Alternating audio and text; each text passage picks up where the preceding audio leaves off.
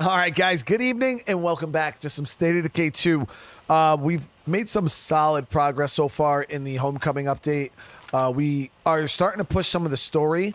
We just finished enough plague hearts to do the Haven mission. That mission is going to go live here once, because I just booted the game up. It should go live here shortly. While we're waiting for that, we are going to go ahead and grab these 2 hearts here for loot. I'm going to swap over to another survivor. Let me drop this stuff. We're going to drop over to a survivor, or looter survivor. Darnell here.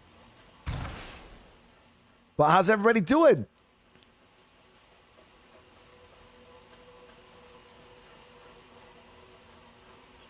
Yeah, we were having a good time tonight. But I know I got audiences for multiple different games, so I got off. I fought the urge. I got off.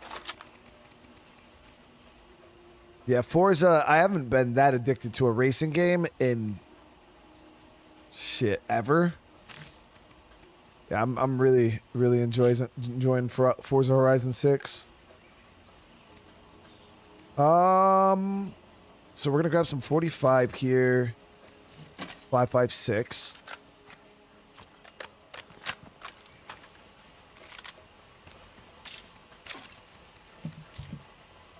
We all have military and tactical training. We'd like to help you, if you can afford our services. This is decent. This is better.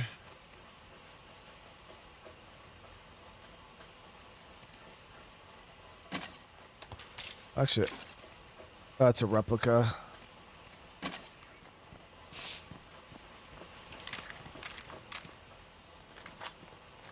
DLC's not new. No, this DLC's been a thing for a while.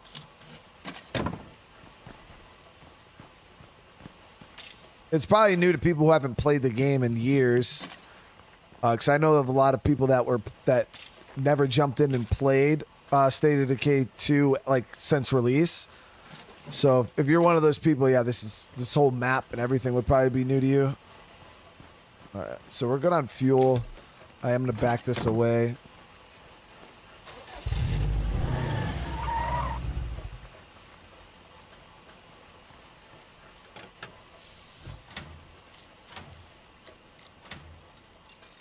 Yeah, I was freaking... While I was on vacation, our playtest for State of Decay 3 went live. Because with the player console, we get to play it a couple of days before everybody else. Kind of make sure that, you know, there's no kinks for when the mass is coming in. And I haven't even had a chance to play it all weekend. Because I was obviously on vacation. I was like, great timing, you know?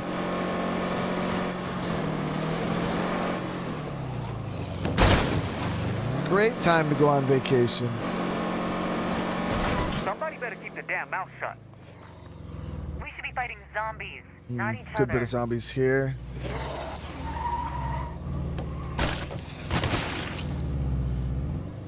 No, State of Decay 3 didn't drop. No, no, it's I'm one of the testers for the game.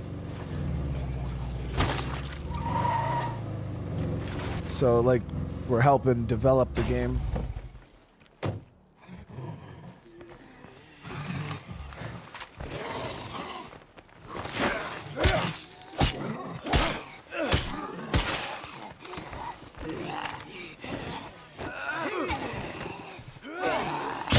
But not dead.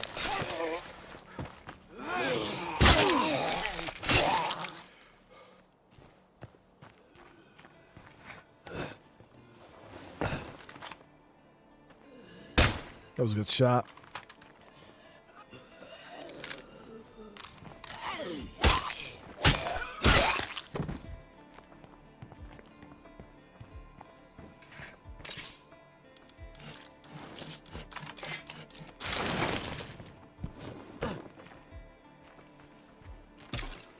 All right, not bad, guys. Not bad. I mean, we got JL94. We don't need that, but I'll use the ammo out of it. A couple hand grenades. Good backpack. Not a bad haul.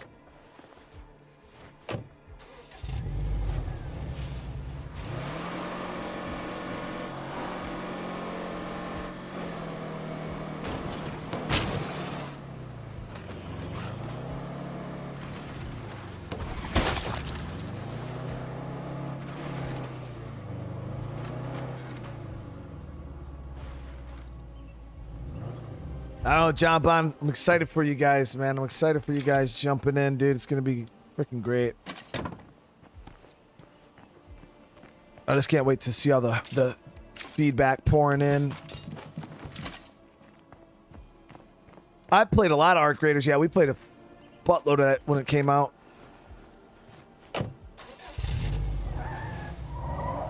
Yeah, definitely sign up. You know, if you're not signed up, like, because a lot of people, you know, a lot of people got upset they didn't make it into this alpha test here. But again, it was a small one, and Undead Labs did not expect a fraction of the amount of people that signed up. There was, guys, there was nobody could have guessed that was going to happen. Not to the scale that it did. I had a feeling State of Decay 3 was going to be a pretty popular game, a pretty big game. I did not expect that amount of people to sign up for fucking testing. It was unbelievable. So yeah, as the testing phases go on and they get bigger, more people will be invited. So definitely make sure you guys sign up, because who knows, the freaking next alpha test could be 10 times the size of this one that we just did, or that we're about to do right now, and you guys could easily get in. And then also remember, there's going to be a beta test at some point, so. All right, GG's. Looks like this place is worth searching. It's locked.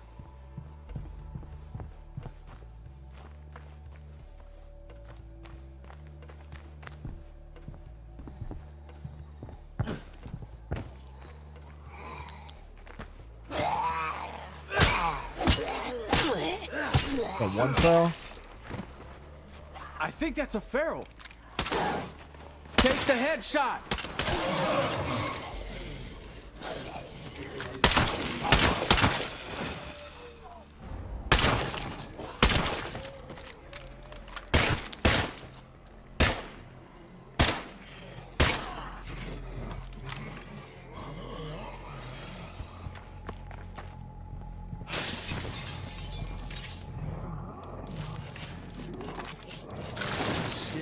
Heavy.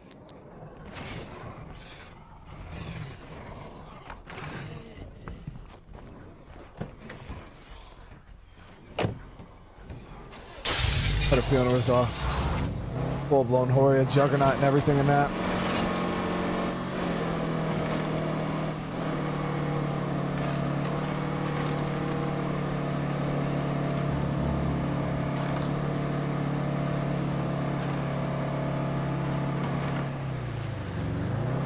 We had 2 fuel rocks out of that. I know you have your own problems to solve, but we can use some help.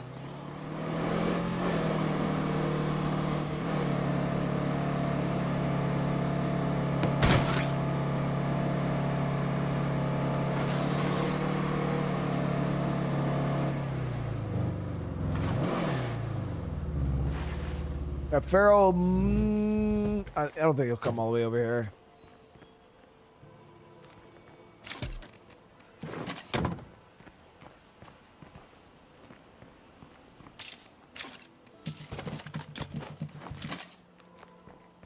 All right, so that's good.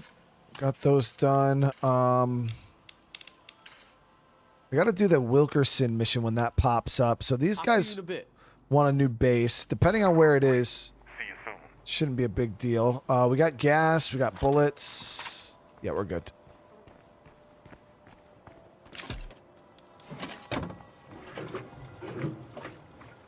No, this is not State of Decay 3. Chill. How you doing, man? Thank you for the 38, bro. Corey with the membership, brother. Welcome. No, this is a DLC, not a mod. This is This is a baseline story playthrough like that you can do. Yeah, Homecoming is baked into the game.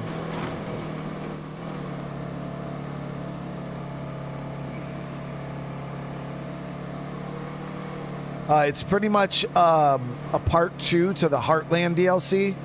So we had the Heartland DLC, which brought us back to Trumbull Valley, and then they had this DLC, which kind of was tied up all the loose ends from State of Decay 1 and Heartland.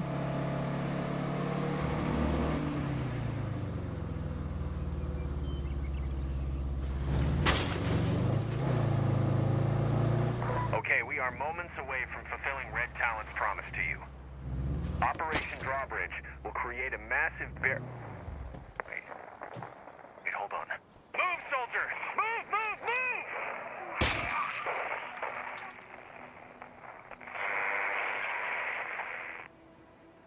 move! Oh my god. Did you just hear that? That sounded like it didn't work out.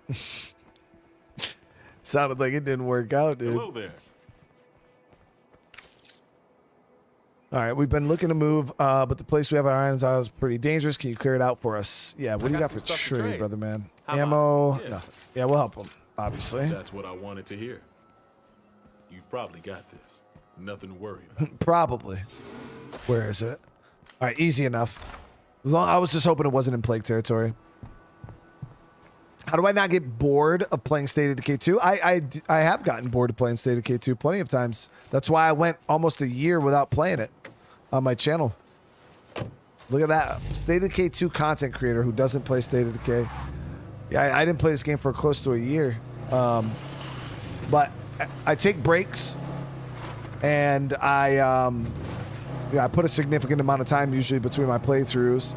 And anytime I do play it, I try to do different things to keep it, fresh for myself and you guys. But the main reason for me getting back into State of Decay 2 now was to help me with my testing for State of Decay 3.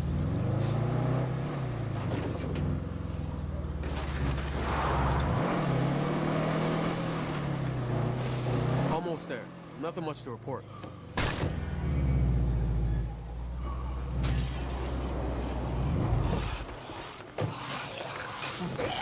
Fuck, I didn't bring fire for us. Quite a few zombies here.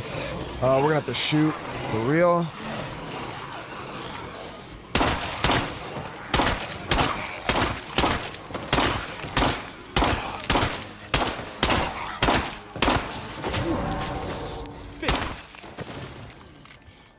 I cannot thank you enough. Oh, yeah, of course.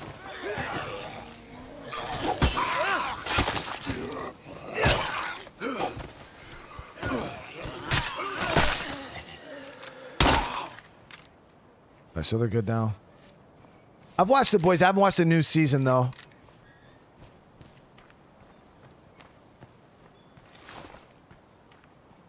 So I just blew through a lot of ammo right there. But it had to be done. It's too many zombies. The homebodies, no escape. Yo, I'm coming to you.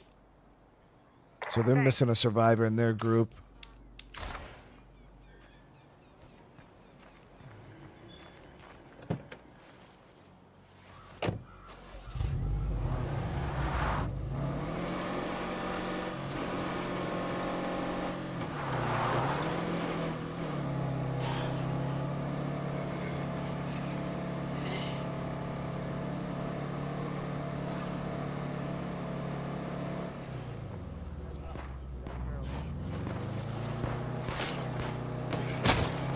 Top off bullets really quick before we head out. The problem with me, I haven't watched The Boys in so long. I probably have to Generally, what happens is when I have to wait like a long time for a new season for a show to come out, I tend to forget the previous season, so I end up just rewatching the whole fucking show again.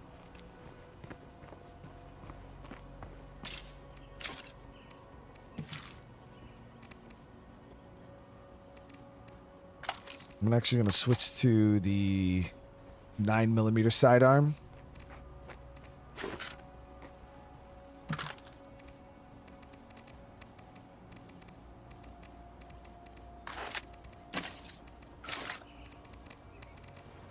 Got a bunch of 9mm.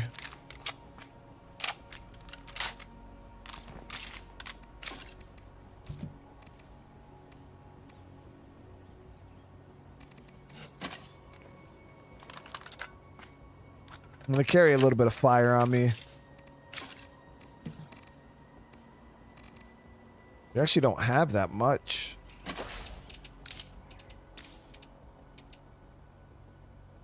So we got a bunch of fuel. We had power. We'd be able to make fuel bombs, which would just be so much better. I don't have a generator, though.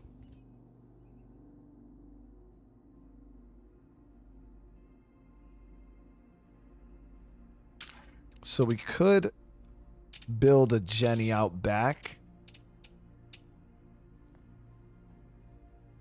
Give us base power. It's going to cost a little bit of gas, but we're in a good spot when it comes to fuel. So we'll do that. That way we'll have power here.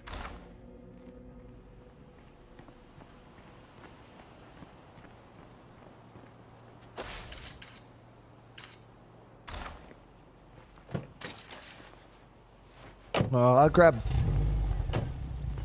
a little bit of fire. I didn't want to use these fire items just because they're high tier, like the Wilkersons and then the thermites.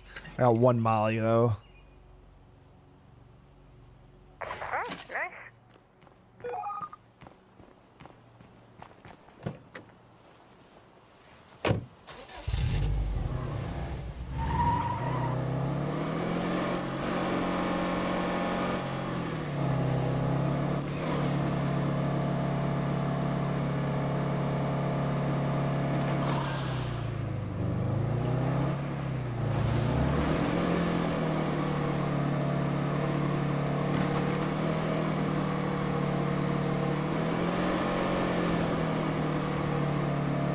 After playing Forza, dude, we're good, guys. This car's here.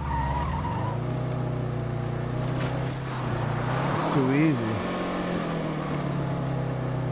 Even though I'm on mouse and keyboard driving compared to controller.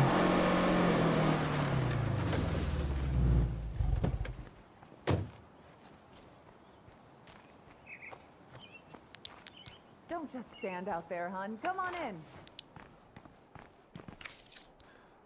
Dylan checked in lately. Can you go look for him in the caved in ruin? Where is that?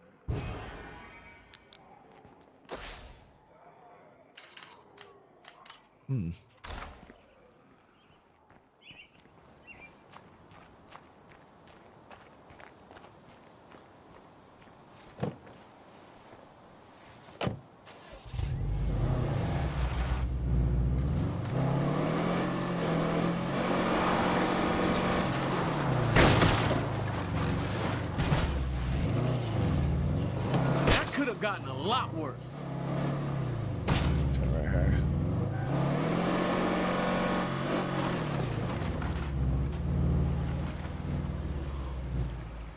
Oh, I was gonna hit that duffel bag, but that juggernaut's coming.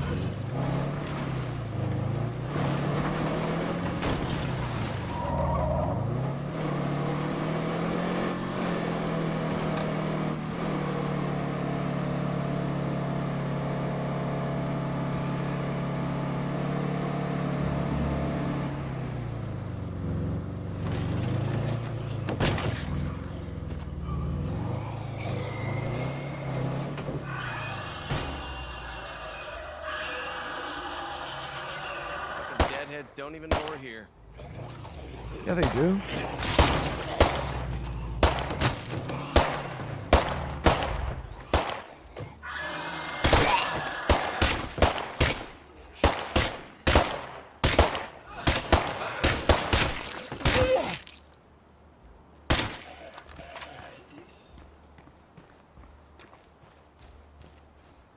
Why don't you go? Let me loot this spot out real quick before we leave with him. Thank God you found me, man. I was looking real hard, dude. Oh, goody. Oh, hey, Dr. Hoffman. There it is. What brings you by?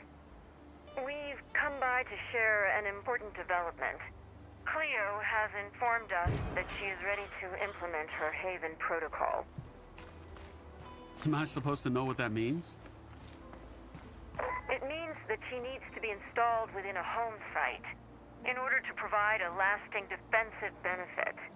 And she has specifically requested that your community be the one to receive this benefit. Staying here's a bad fucking plan. Bro, relax. I'm fucking listening to the radio. Dylan.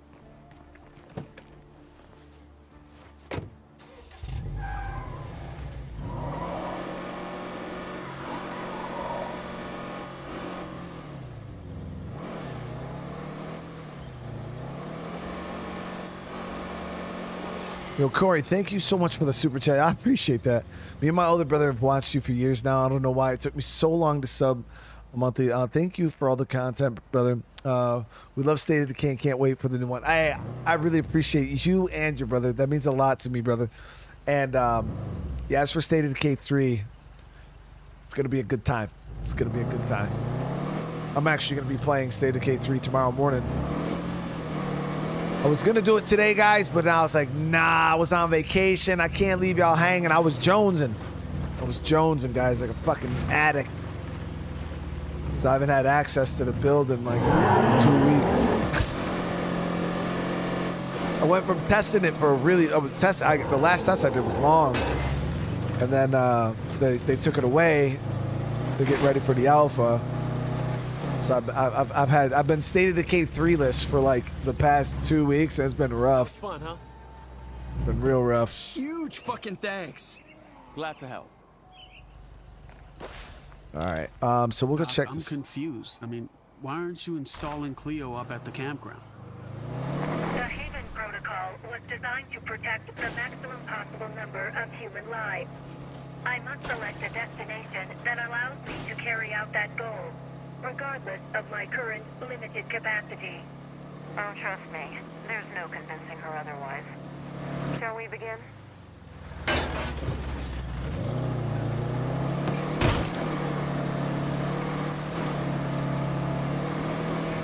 How's it hanging? Hello there. All right, here we go.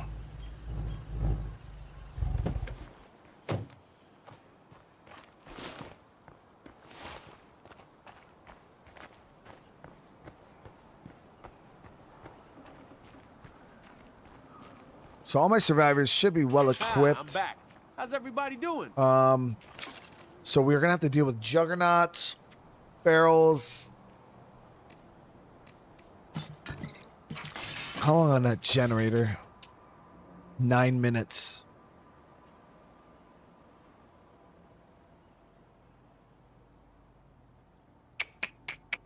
So our trade depot is built too, but I can't even use it because I can't use the radio yet. We still got to go down and clear out that damn. We got to go down and clear out that freaking tower.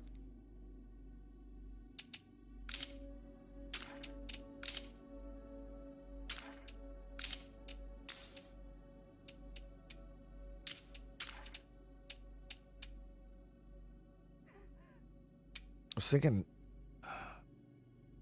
I kind of wanted a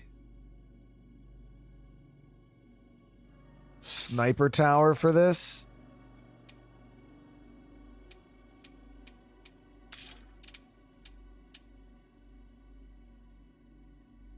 I don't have enough materials though.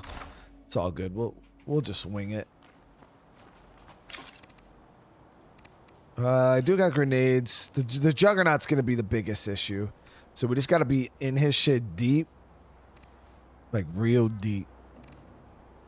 I have no 7.62 weapons. This playthrough, we've gotten so many 45s and so many freaking 5.56s. No 7.62s.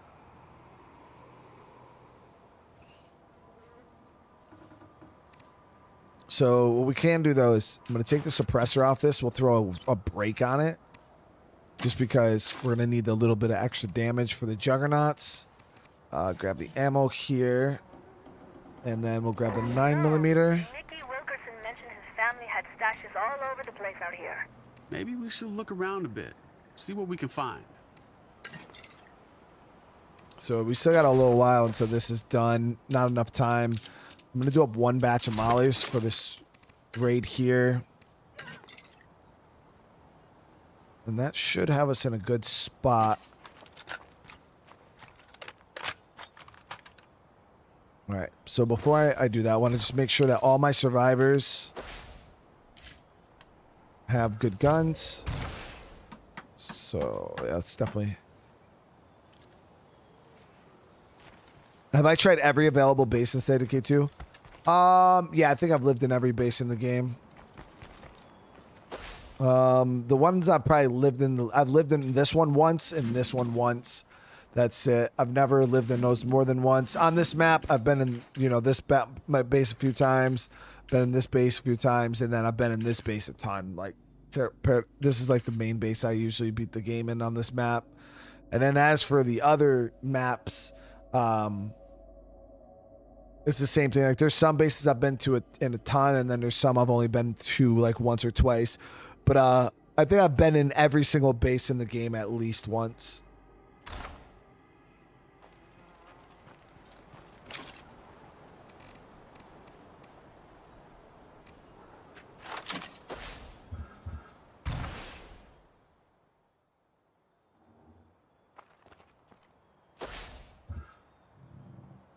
I'm coming. Fair warning, we don't come cheap. We'll want some first aid kits, which aren't easy to come by. Yeah, 50 cal would be nice if I had one. I had a chance to buy one. There was a suppress, but it was like 1,500 influence at the trader. So I was like, I'm not messing with that. Biffy, you know you have to talk to me eventually. Nope. I'm still mad at you for kicking me out of that code book. Okay then.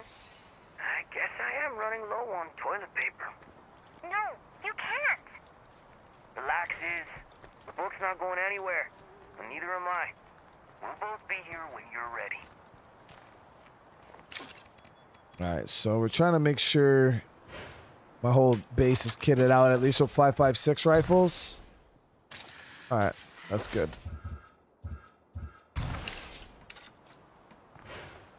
All right, let's trigger this. This is a shitty siege. Sup, tough guy? I'm hoping we'll be all right. All right, Hoffman.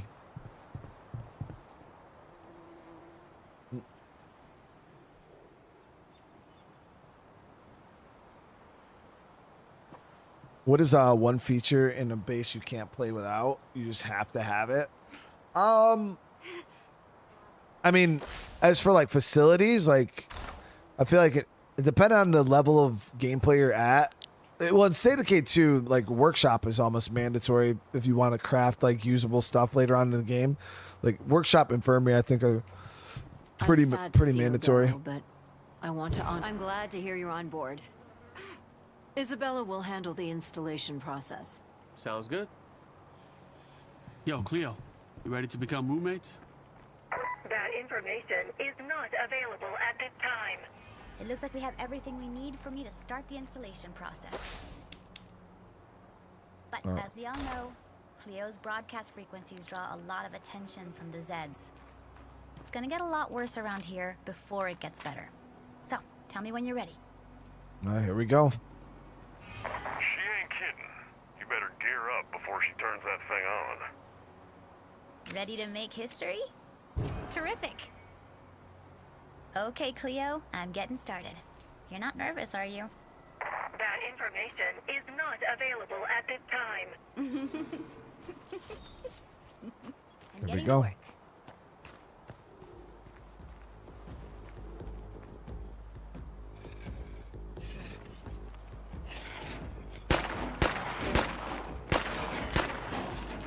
Yo, man, I'm gonna head out for a bit.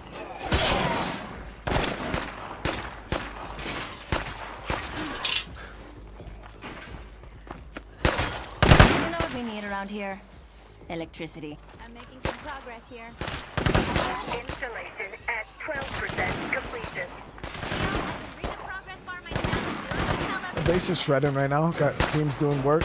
Understood.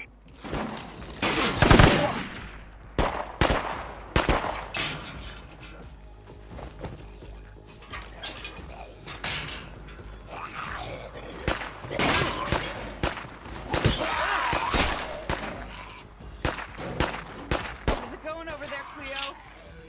Installation is at 26% completion. Stop trying to rush them, okay? This is groundbreaking science here.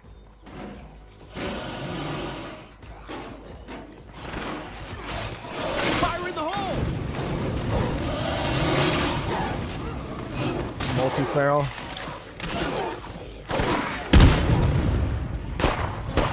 Take the headshot!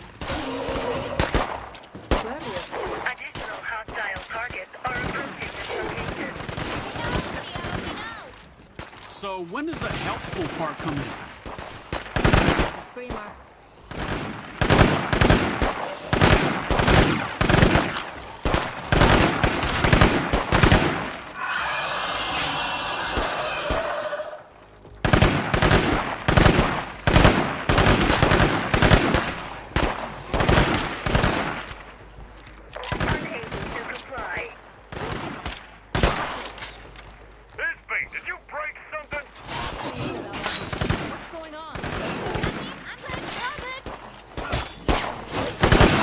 just fucking my shit crazy style. Fuck.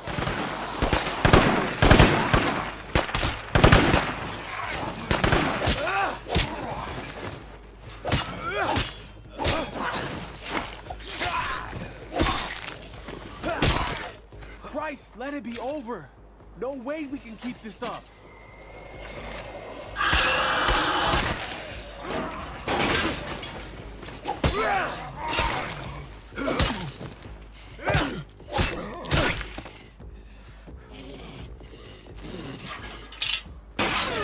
Gotta be quieter.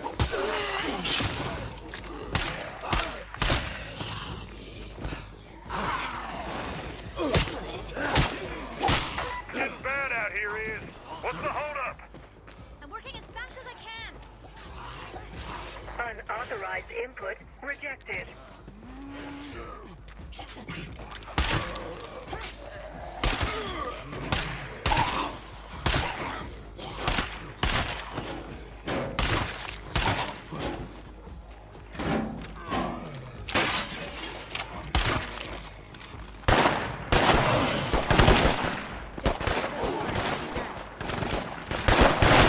Installation is at 92% completion. I don't know about you guys, but I'm starting to like this.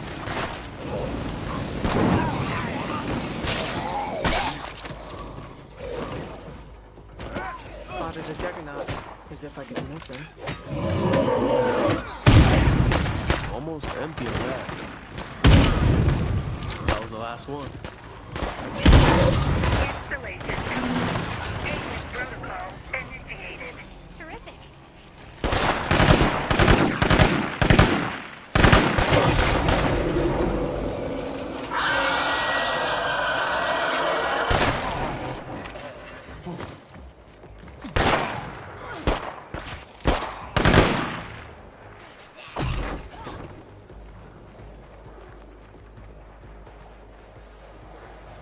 Loader.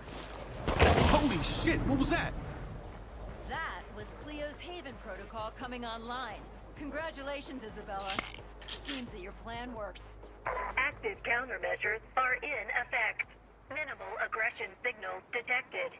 That means all clear in Cleo speak. Note that Cleo's Haven protocol does more than simply shut down the zombies that get too close. Oh, yes! Well, it appears that our work here is done. Thank you. You have no idea. We'll be up at the campground if you need us. At least for now. Take care, everyone. Especially you, Cleo. Your cooperation in this experiment has been noted. I strongly recommend hooking the Haven device up to a constant power source for maximum effectiveness. That said, Cleo does have their own internal battery, so they'll protect you even if you lose electricity. Oh, one more thing. You may want to consider liquid cooling, unless you enjoy replacing lots of parts. Take care of yourself. Yeah, so the Haven device uses quite a bit of parts a day if you don't have water. Yeah, 100 parts per day if you don't have fucking water, which is wild. But it's a pretty easy fix, realistically. All you got to do is build a rain collector and a generator. So, as you can see, now we have our power. So now the range of the Haven device is going to be the whole range of our base safe zone. But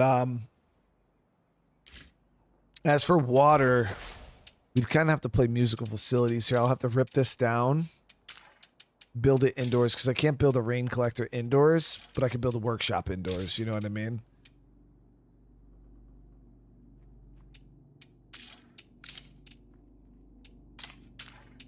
My scavenging went well. Will I be doing a leader? I don't know if we'll legacy for this playthrough. A lot of zombies. Maybe we will. We'll see. So we got that building there, and then we can build the still's actually pretty good too, because it provides water just like the rain collector, but it gives you other options. So I think we'll go with the still instead of just the water.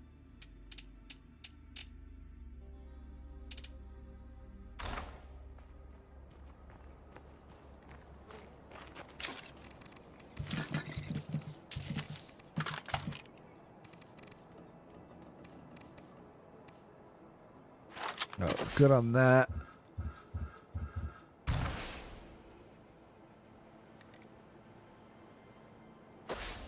Still got to rebuild my farm over here too. I mean, we're doing really, really well on food, believe it or not. So it's not a super priority. We need more materials though before we could really even consider that, because that would zero us out if I built that right now. Now the good thing is we do have access to the trade depot, but we don't have access to the radio. But once we do, obviously we can get resources coming to base. But we got these 2 extra outpost slots here. I was thinking about potentially going and getting a materials site, but then I'm thinking I'd probably be better off building the staging area here, because that removes all material costs from your base, which right now we're losing 3 a day. So if I build that staging area, that will completely reduce that down to 0.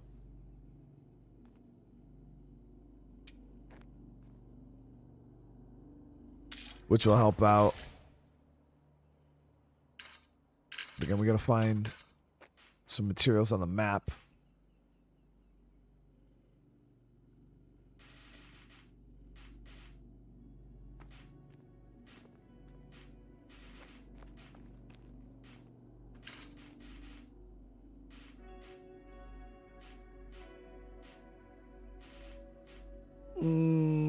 Of course.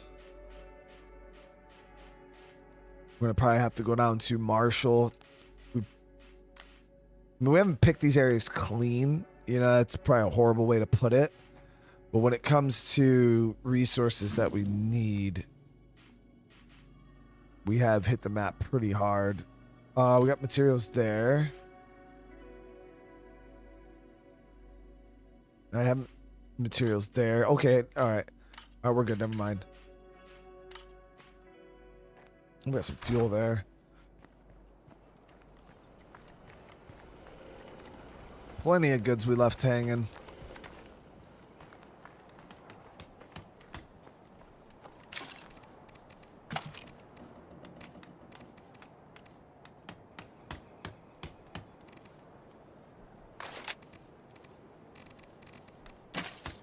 Got 9mm.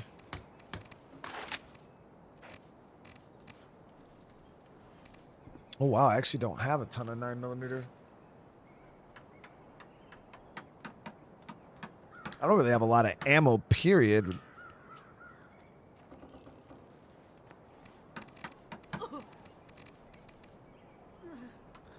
Oh, we actually might have to run the 22 for a little bit.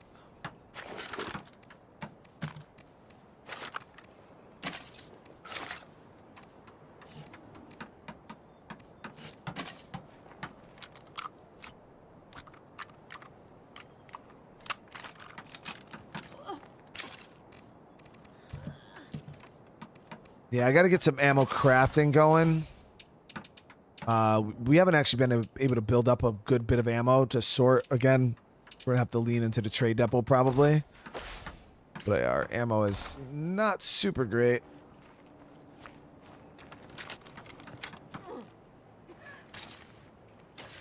That's good.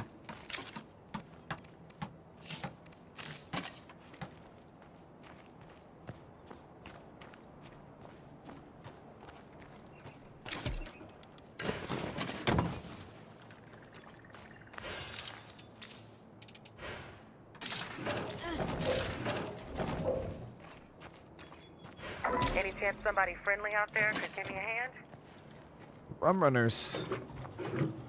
Not a bad enclave to get on your side. That's an easy one to plus up your group big if you want a ton of survivors, because you can recruit all 3 of them.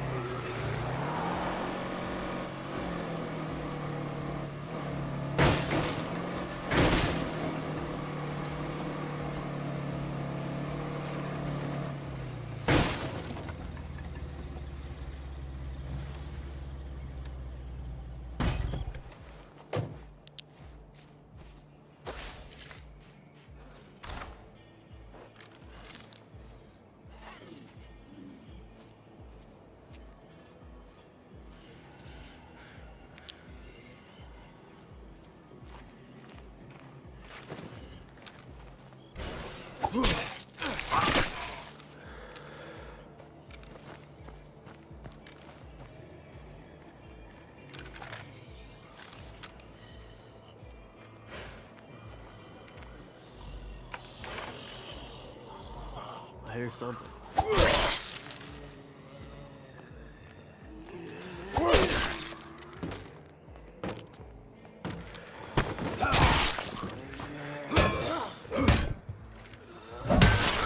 Clear.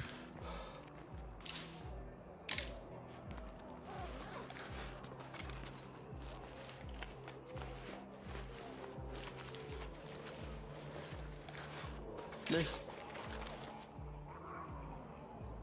In red crayon, dear Santa, Daddy says that you might not have time for our house this year again, but I have been very good, and there is just one thing I was hoping to get. It's a dream date crystal doll with extra curls. Any of you could take the Haven device apart and put it back together later. When you break it down, just keep Cleo's memory core in a safe place. You'll need that to reinstall the device. Just like mine. So please, could you bring me one? I'm asking early, so you have lots of time to find one. Thank you, Lucy.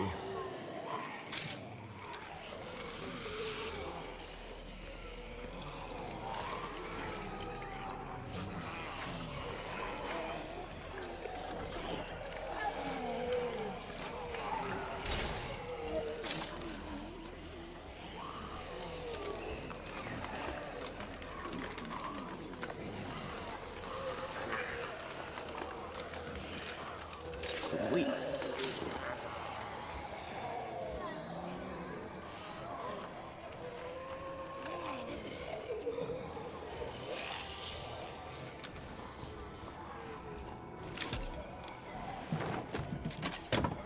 I think we're good. Yeah, we'll keep that on the back side there. We'll get in here, grab this play cart But loot. nobody in here.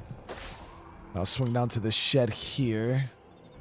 This is actually a pretty solid barn, though. The tractor barn there. Food and ammo, potentially.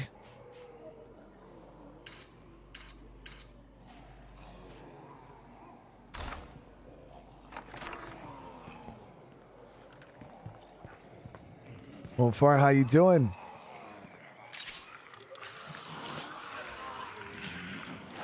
My back's already killing me.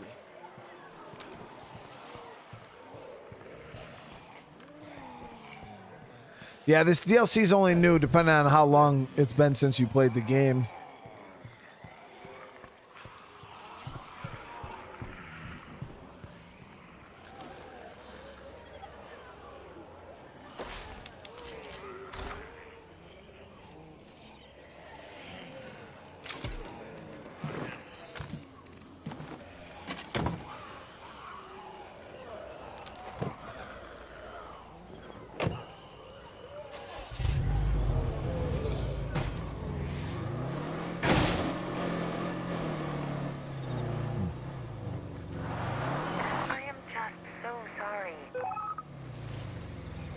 New meds? Seriously?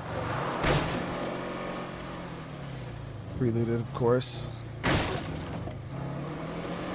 Guess we could swing by that garage or that barn.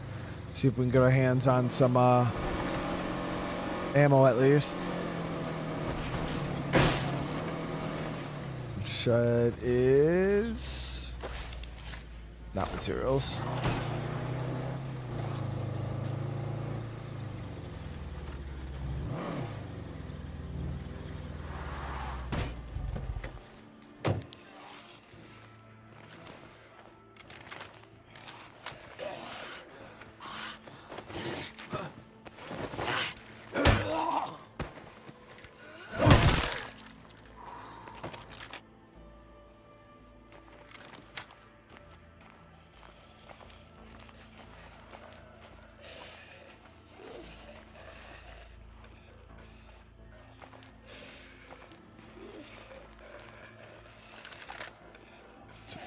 Three pack there.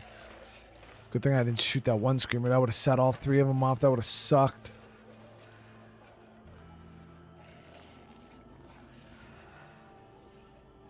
Ghost Recon, the mod version. Oh, you talking about like the in Breakpoint there? I forgot what the hell it was called. The Gunfighter mod or something like that. I've never played that. No.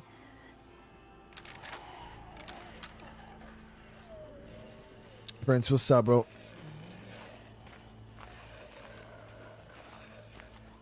Let's gotta make sure our horde moves on.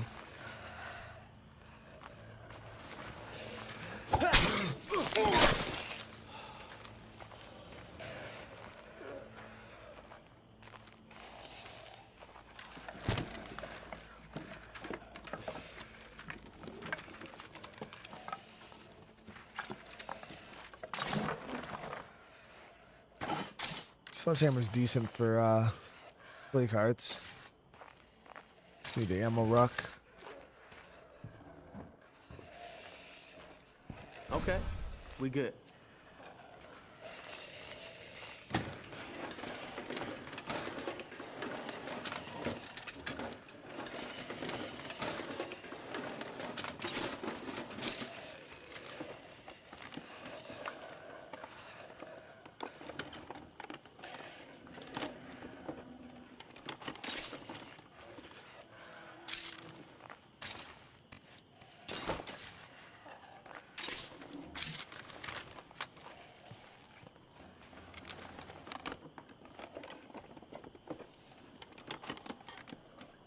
Hey, we need a hand over here. Strength in numbers, right? Keen for State of Decay 3. I mean, I'm excited for it. Hell yeah. Shit, dude. It's not. You gotta remember, like, if it says anything, guys, and this was not forced either. I have over 100 This shit is heavy. hours in State of Decay 3 already, and it's not even fully developed. You know what I mean? The bullet benefactor.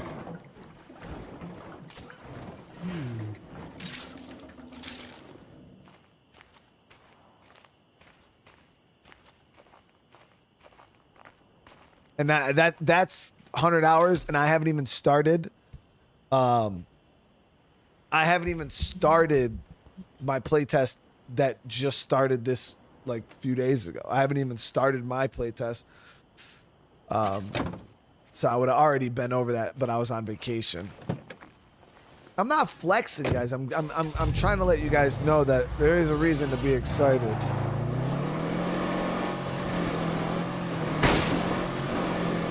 There is a reason to be excited.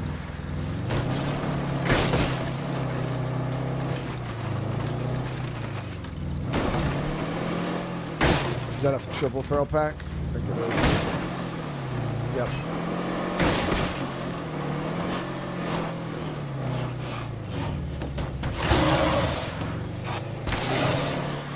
Got him.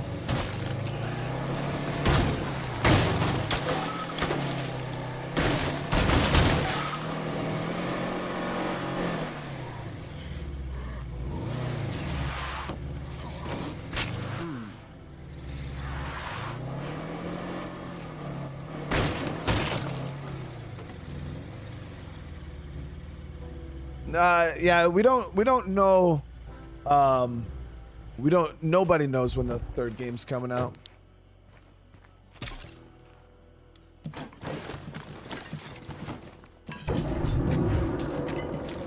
Back to help. Hey, Dennis, just out of curiosity. Brent said, "I think you have more hours in 3 than I do at this point." Anything to you? Brent, my goal is 1,000. So I guess I have no idea. 1,000 before release, easy, dude. Can't you just give me a hint? Okay, one hint. Just a sec. Yeah, here So I it can is. build some good guides, you know. Hotel is the code prefix we used for supply drops. So does this mean we're talking again? No. Maybe. I don't know. Just stop hassling me, okay? I think we're building a good community here. All right, so we're good on that.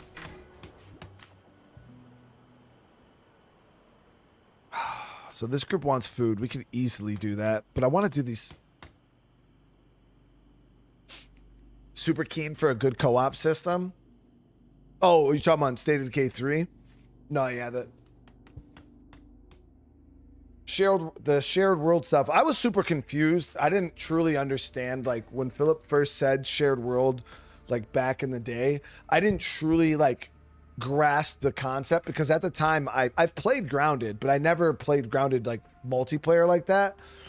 So I didn't truly understand like what a shared world experience was. You know what I mean? I think a lot of people are probably in that same boat. But it's cool. Yeah, it's really, really cool. I think everybody's gonna be. My main thing is, as you guys know, I'm not a huge multiplayer guy. Like, period. My State of Decay, I love my immersive single player playthrough, just sitting back, chilling, doing my own thing. And I don't know if that's mainly because of the limitations that the multiplayer in State of Decay 2 had.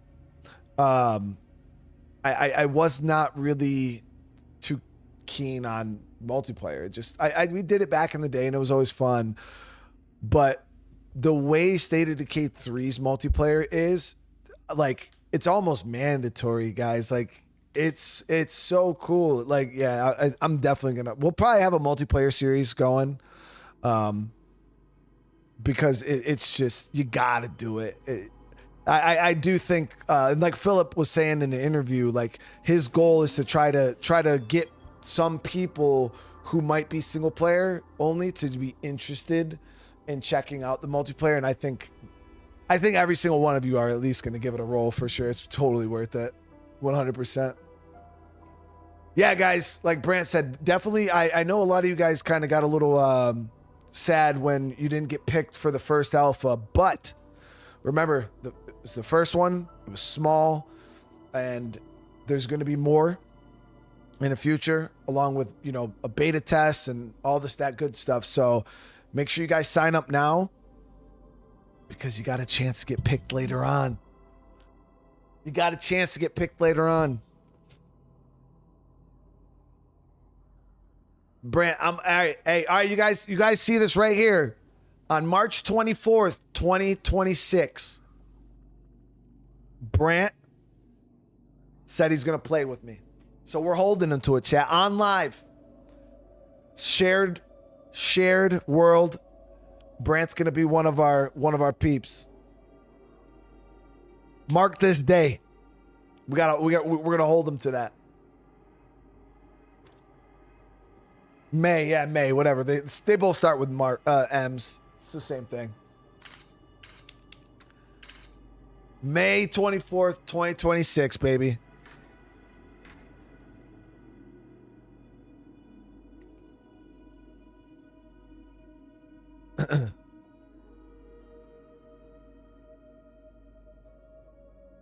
All right, we got to get over.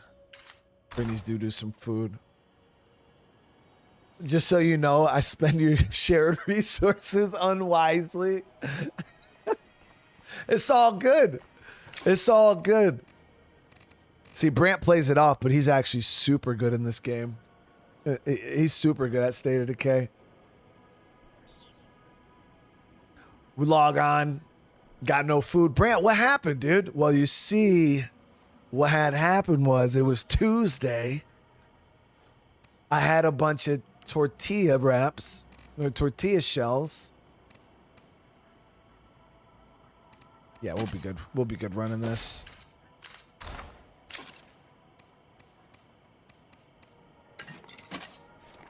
I can see it already, guys, and I think that's the greatest thing about Shared World is all of, like, you know how they say Monopoly, games like Monopoly or Risk ruin friendships. Like, you know, that's just how it is. You know, they always say, never play Monopoly with your friends because they won't be your friends anymore. I could see some people being really upset with some friends over State of Decay 3. 100%, dude. Like, gonna wake up in the morning and you're gonna get a text. What the fuck, dude? Oh, it's gonna be great. What the did you do? Bro, I'm so sorry, man. I'm so sorry, dude. Oh, it's gonna be great. Now I'm gonna bring this over here.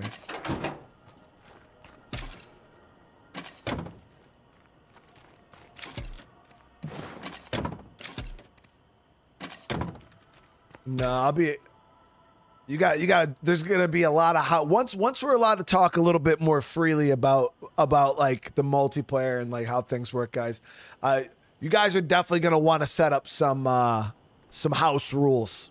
100%. I can't go into detail of what my specific house rules will be in a playthrough, but yeah, there's definitely gonna be some freaking house rules set because you gotta, dude.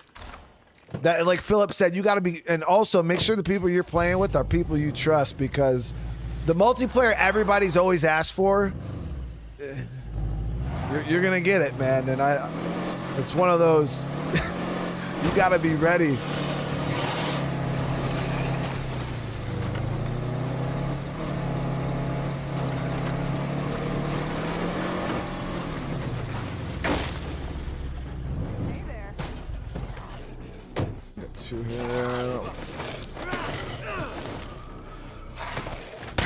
Why?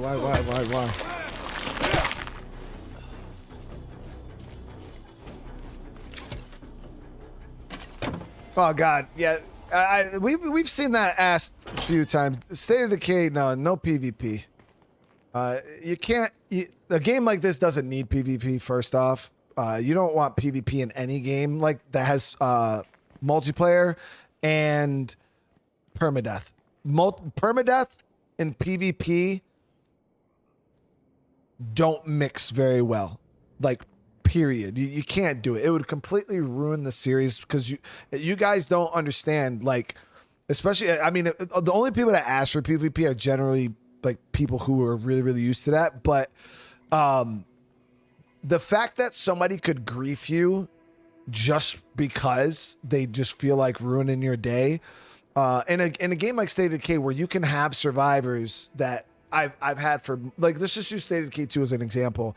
Like, say this is a survivor I've had since release, and I've played 30 communities with them or 30 different playthroughs with them. You know, I love this character to death, and then all of a sudden somebody just wants to be a fucking asshole and just, oh yeah, let's go troll. I'm gonna troll this dude. And then they just they troll. That's all it ever is, man.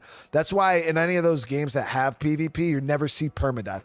It's always, you know, extraction shooters or games where you just respawn, because the damage another player could do to in a game like State of Decay is so astronomically high that it just doesn't fit. It doesn't make sense. Now, a PvP game mode, like something like Daybreak, right? Where let's say State of Decay 3, this is not a thing, guys, but I'm just kind of giving you guys an example of how the only way I could see PvP working in a game like State of Decay is if there was a game mode that was literally an extraction shooter. So you had your base State of Decay 3 game, and then you had a game mode kind of like Daybreak where you take a no-named random survivor that just kind of you get, and you get to maybe get a loadout, and then you load into a map area where you can go and loot and stuff like that. Maybe you can take it's kind of like a scav or whatever, and you go into this area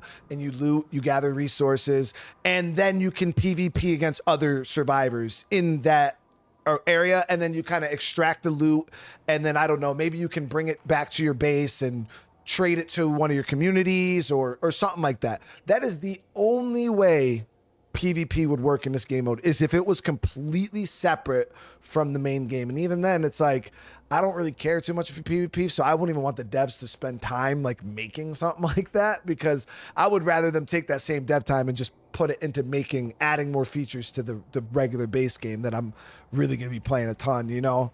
But that's the only way I could see PvP working in a game like State of Decay. It would have to be its own completely separate game mode or separate game, period.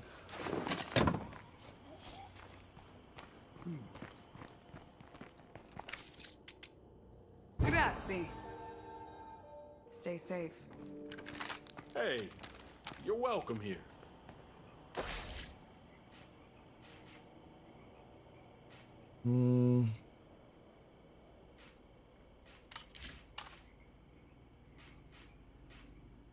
Yeah, we'll hit this down here. We gotta get these mats. Hey, Jebko, thank you so much for the gifted membership, man. I appreciate that, dude.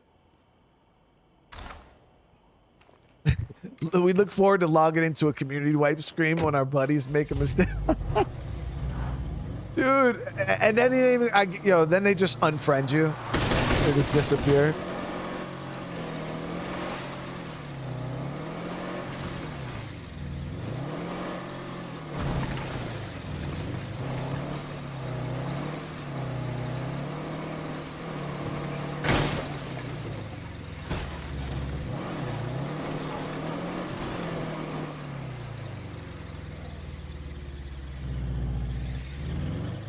So the Homecoming DLC is actually kind of like the final part of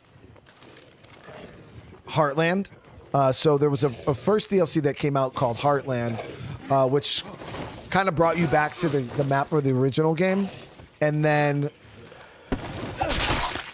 they expanded the Blood Plague there. You had the Gauntlet and everything like that. And then when that DLC ended, it kind of ended on like a cliffhanger. And then you have Homecoming, which kind of finishes that storyline up. Also ties up some of the loose ends in character stories from the first game, too.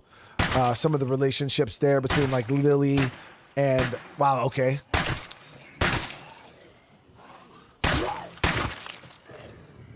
I thought this 22 would be a little quieter than that, but...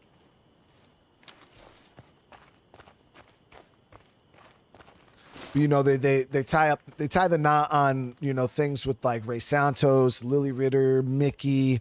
Those are people more from the first game. And then you have things with like Isby, Dr. Hoffman, Chavez, a lot of stuff like that to kind of tie up the Heartland story there. So the Haven device, which we just did the mission for, where we installed that in our base, that is what was recovered. Like that. That's what was recovered from the town hall they're building in State of Decay 2, or in Heartland. Hey, Brent, I always appreciate you popping in, brother, man. I appreciate you, man. Nothing but love. I hope you have a great night, brother.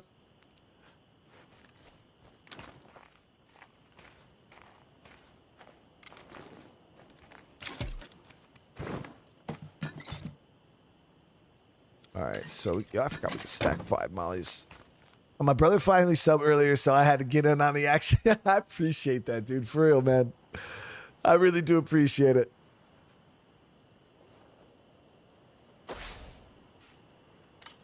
This heart has 1 item in it. We'll grab it real quick.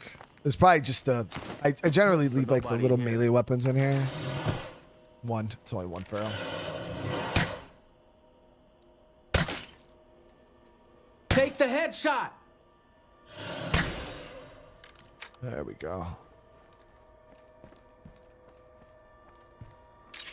Yeah, it's just a little melee weapon.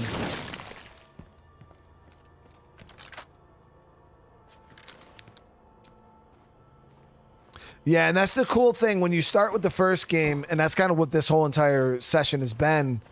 We started with the first game, and we've kind of just been playing through the storyline, the characters and all that, working our way, all the way through State of Decay 1, through Lifeline DLC. We did the breakdown playthrough there, the Left Behind playthrough. Then we jumped into Heartland, and then we did the Plague Origins playthrough. Now this playthrough, you know what I mean? So we're kind of just slowly progressing through the State of Decay timeline in preparation for State of Decay 3. You know what I mean? Just so we can kind of have it all laid out there, that just the progression of the world, the decay of the world over time. So we did get the supply goodies here. I think we're gonna go up there and try to farm that a little bit. I don't know how much ammo you can actually get from that curveball. I probably wasted 90% of it. But crazy idea about zombie hordes. What if they're actually remembering life? Like they're on a morning commute, going to the same place together in silence.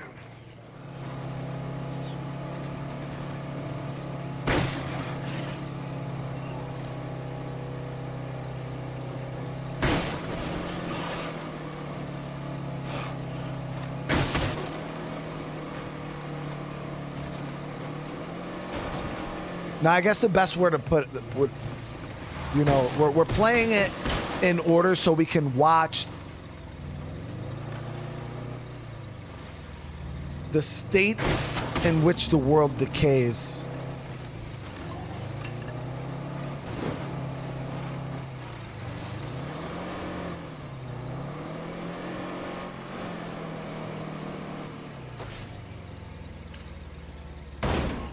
I hit the fuck out of that.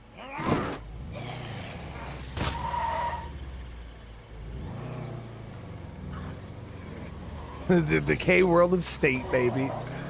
Yeah, we'll drop this over at the outpost. I could have just dropped it at base, but we should be all right. Actually, I'm gonna grab we'll grab a repair kit.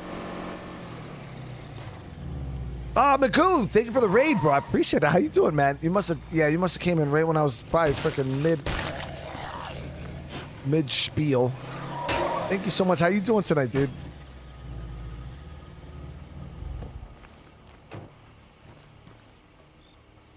You didn't come.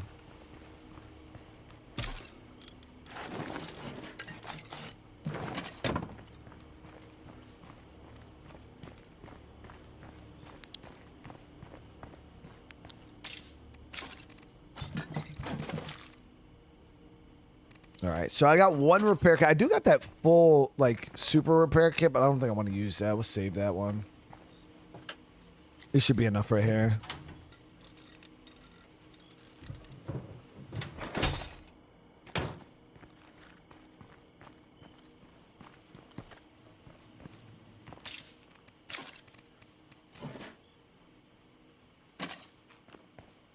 So there is... So if we stay to the back roads here, we can avoid the plague territory. I think that's what we'll do. We should be all right.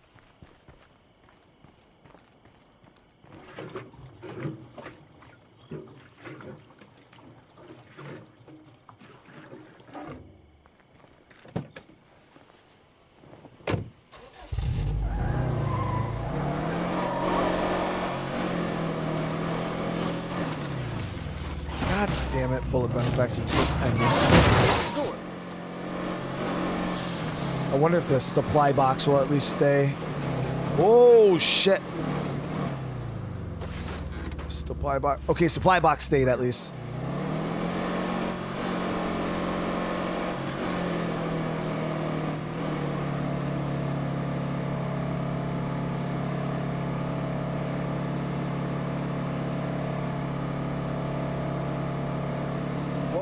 A lot of plague zombies around here.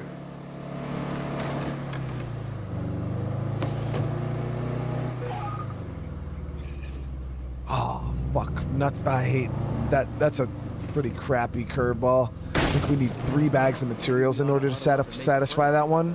Whatever we got ain't working.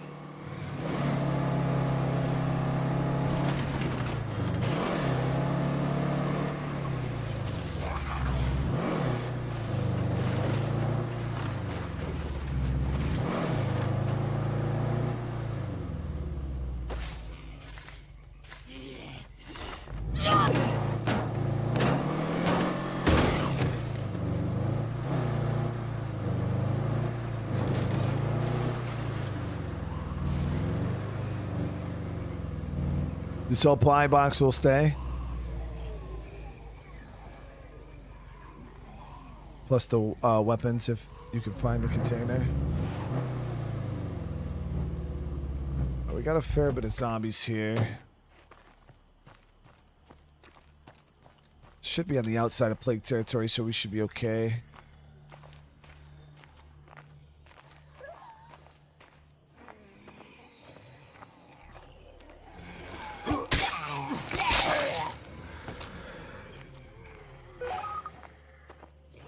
Yeah, we got 3 bags. Maybe we ought to huddle up and make a plan, because whatever we got ain't working.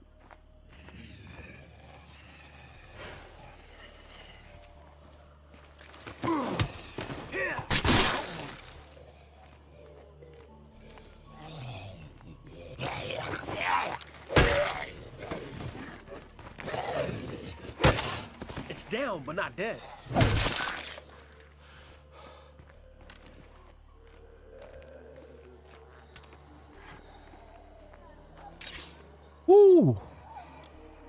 So we got the Soviet PPSH. So this ain't the Danger Dog, so it's not suppressed, but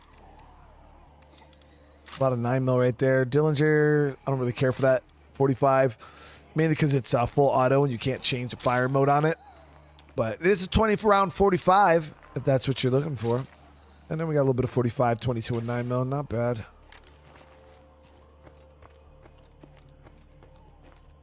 Yeah. More or less, I'm more excited about the ammo that we got for the guns more than the guns themselves.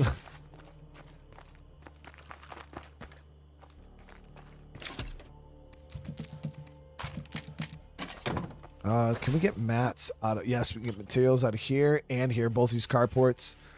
And even out of this warehouse. We might be able to get 3 bags of mats out of this spot.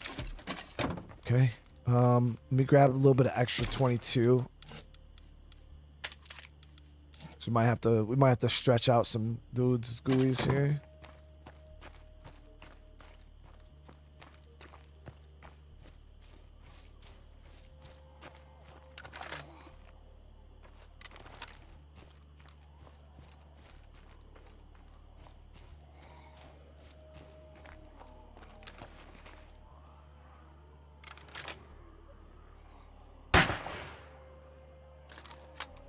Pretty quiet.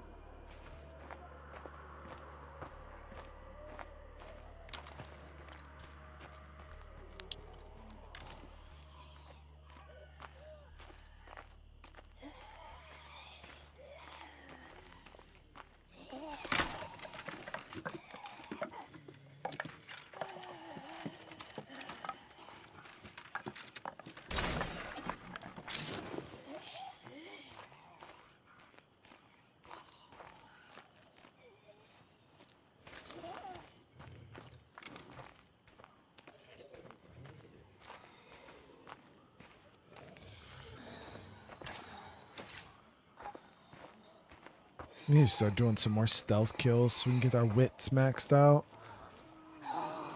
Hey, you listening out there? Ooh, mysterious wandering trader. Hell yeah. Forgot it's the weekend.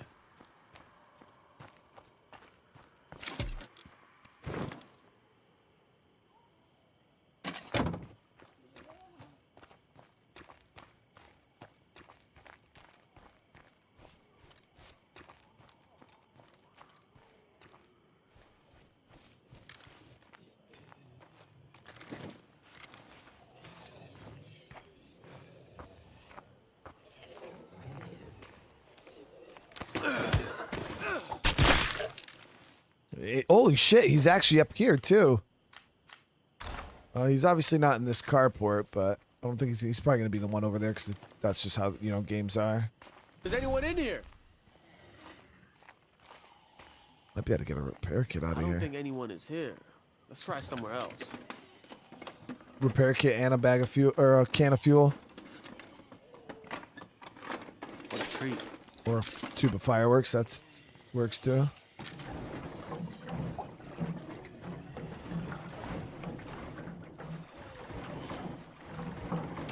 There we go. Hello. There she is. Holy crap.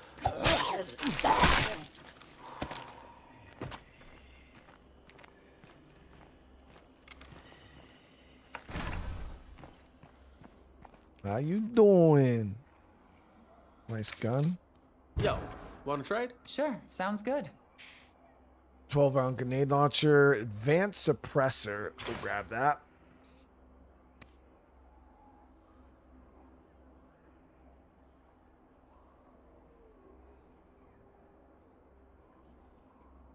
So I only have 1600 influence. Definitely not trying to buy either of these, or just that'd be all my money. I was thinking about maybe upgrading the Rams that's over here. But I think it has really bad storage, but good fuel. I don't remember.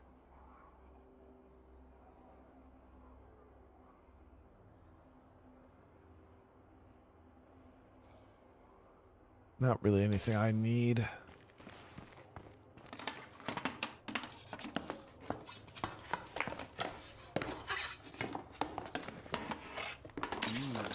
I like that. Just sell her some shit while she's here. We might as well just kind of scrape the area clean. Give her 6 storage.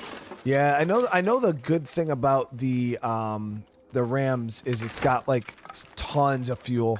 Like tons and tons of fuel. That is a lot to carry. I'm hoping to make a trade.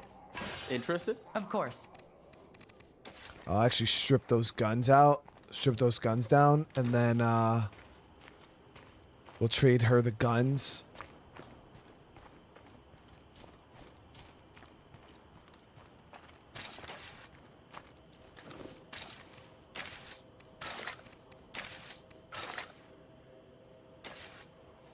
Got some good suppressors now.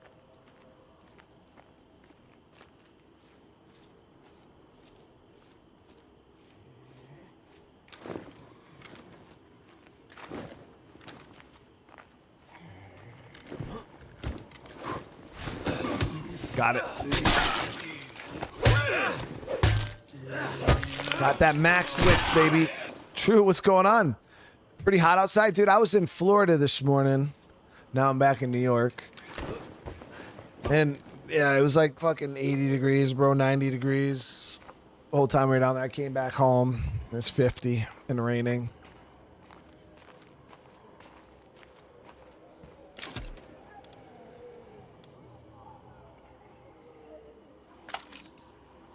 That is a lot to carry.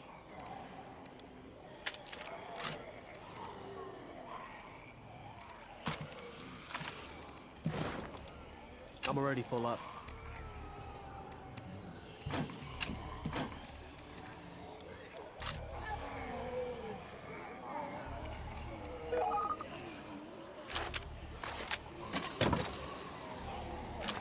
We might be in trouble here, folks. Oh, for blood? Great. Yeah, I think that wakes the heart, doesn't it? Yeah. Fuck. And that's right where we are right now, so we gotta be careful. As soon as those out for blood zombies spawn in here, we're gonna be fucked. So I'm gonna just grab my car. We'll drive up close. I didn't go to Miami. No, I was in. We were in like Jensen Beach area. We flew into Fort Lauderdale, but we didn't spend much time there. We just left pretty much instantly.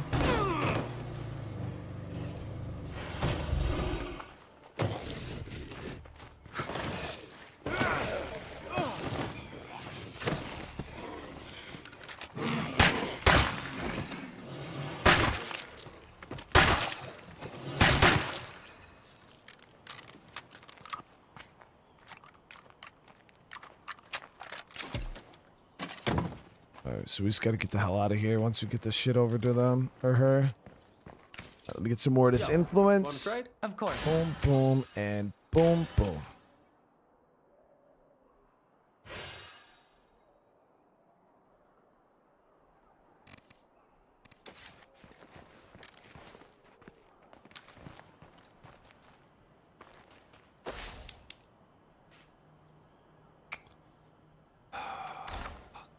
Want to hit that area over here.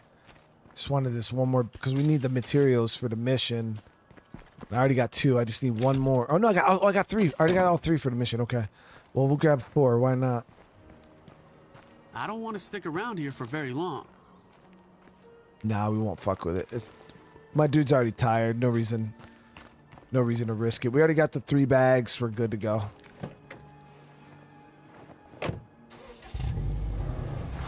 Yeah, I got a Red Talon, yep. Yeah, we got him from, he was a free character we received from the Red Talon base missions. A lot of sheds up here.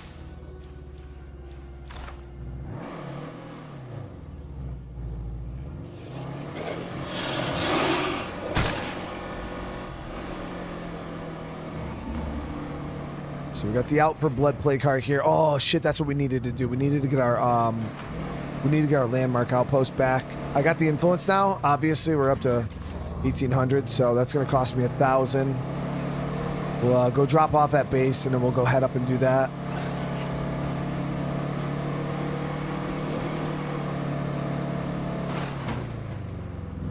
Oh yeah, level up my character. Oh.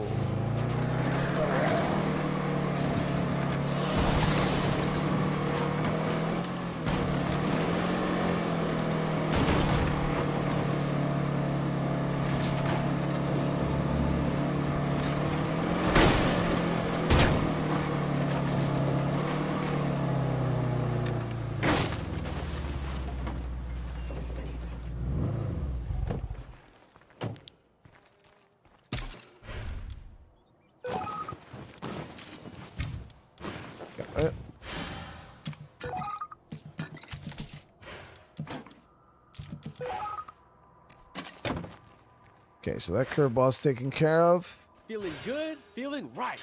Oh, yeah.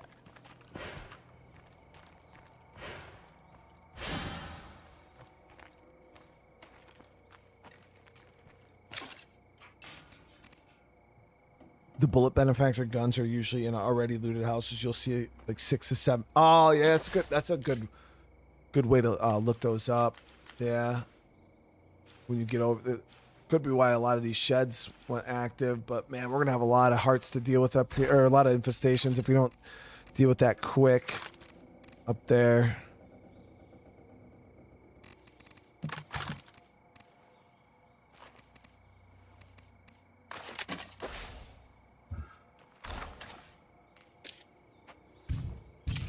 I think he's my first stealth-capable survivor.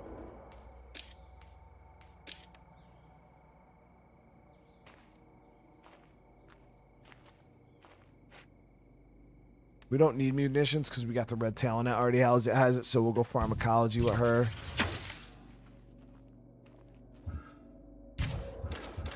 Oh, damn, and he maxed out shooting.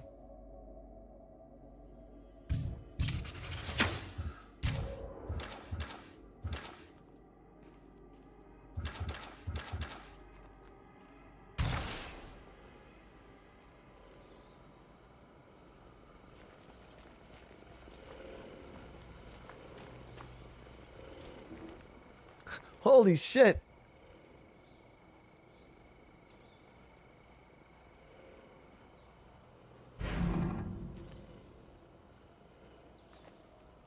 Philip, how you doing tonight, brother? It's good to see you, man. Guys, that's El Jefe right there. That's the man himself. That's El Jefe right there.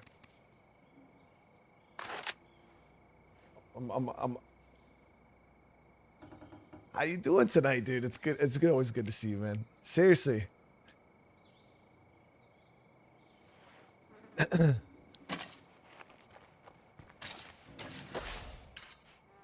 Yeah, we're sitting here. We're playing some Homecoming, getting our butts kicked, but we're doing all right. We're doing all right. All right, guys. So yeah, let's go. We'll go grab the landmark outpost. Got a crowd watching with you. Oh man, now the pressure's on, chat. Now the pressure's on. All right. What I'll do though is we'll grab the landmark outpost, and we got to deal with this awakened plague heart like right now. I want to prevent this. The only thing is these are overlapped. So if we do one, we're going to have to do both of them. So we're going to have to do them both really, really fast. Let me check this real quick. No, actually, no, we're good. We could actually hit that right now. Nah, yeah, it's we came back to this. For my thing was the reason why I came back. So over the past like about 3.5 months, I'd say, chat, right? My goal was to kind of lay out the entire. Obviously, State of Decay doesn't have like a true like full-blown storyline, you know, but there's a lot of lore and story, you know, tied into characters, Lily Ritter, Ray, things like that. There's a lot of that stuff tied into the game. So I was like, you know, obviously before State of Decay 3 comes out, I kind of wanted to have a whole entire playthrough that we just did where we focus solely on the lore, the stories, and the characters that State of Decay already had. So we started off with State of Decay 1. And, you know, we played through the main story. Then we moved into State of Decay Lifeline, kind of looked at everything from the military's point of view on, you know, the outbreak. And then we moved into Breakdown. I did a special little playthrough of Breakdown in State of Decay 1 that I called Left Behind. It was kind of showcasing all of the survivors who were left behind in Trumbull Valley after Lily and all those people left. These were kind of the people that stayed here, and obviously Trumbull got more and more dangerous. And then once we beat that, then we jumped into Heartland. We played that whole thing. We just beat Heartland. No. Then we did Plague Origins, which was my little simulation of the beginning of the Blood Plague, where there was no cure, there was no anything. I actually had a modder remove the Blood Plague cure from State of Decay 2, and there was no way to cure it. So anytime a survivor got infected, it was a death sentence, kind of like The Walking Dead. So we played that, and then we played Heartland, and now we're playing this. So it's kind of just been like a series that we've been doing ongoing, kind of just really digging into the lore, the story, the characters, and it's been a really, really great time so far. I've been enjoying it. Chat seems to be enjoying it. So, all right, we're gonna go kind of hard on this one, guys. We're gonna grab these. We'll grab this. We probably shouldn't need much though, because we are gonna just scent block this. Oh, crap. I can't. Oh, out for blood. No, we're all right. We'll be all right. We'll be all right. Screw it. We'll do this. We're just gonna keep losing stuff like this until we can store it right. Yeah, it's been a lot of fun. It's definitely been a lot of fun. So we'll grab 2 of these, grab this, and we should be good. I don't really want to spend too much. There's a good chance the survivor could die up there, though, but hey. I'm carrying a bit much right now.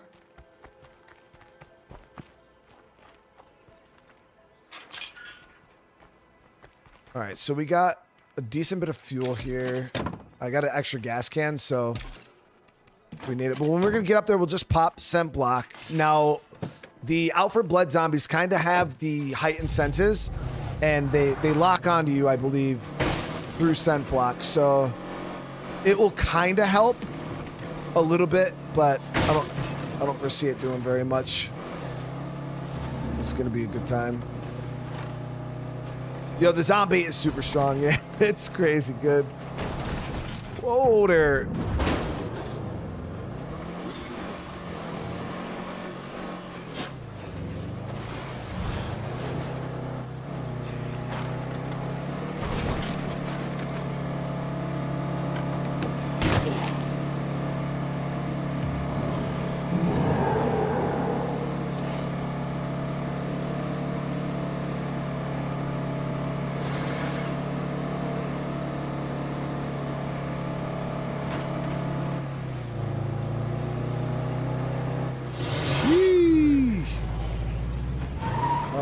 Yeah, we're gonna have to cut through here.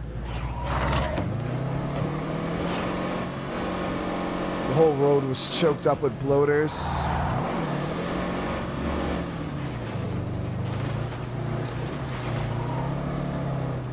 Oh, hit the shit out of that, dude. No more of that. So I think they're gonna be honest no matter what. We'll pop this. I'm gonna drop the C4 down initially. This place is just awful. See how the zombies react. Okay, we're good.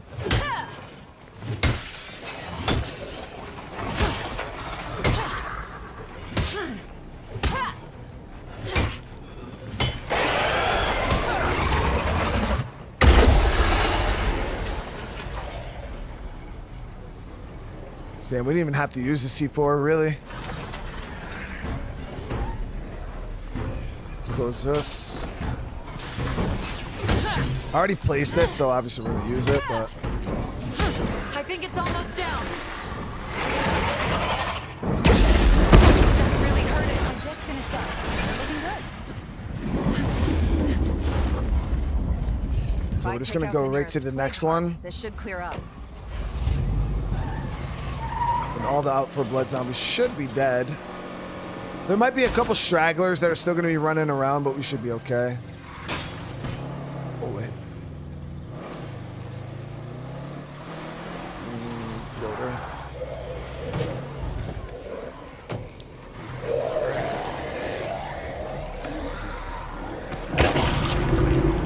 Fire in the hole! might set my car on fire, actually. No, we're good, we're good, we're good. Let's get in here real quick. So that... I hope nothing hurt that.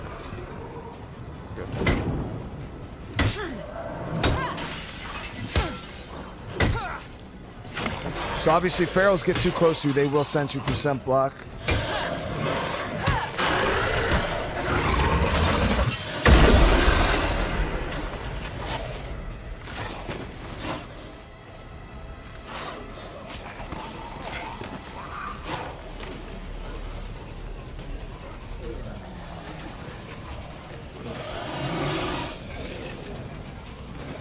I actually want to draw the feral outside, so we're going to pull our suppressor off. Make some noise out here, see if we can get him to come out. He's on the back door there.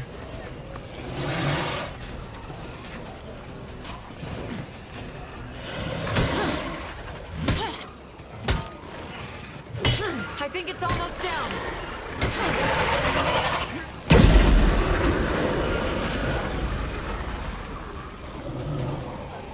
These Wilkerson reserves are pretty good too. I could see he got onto me. Could probably finish the heart. Oh.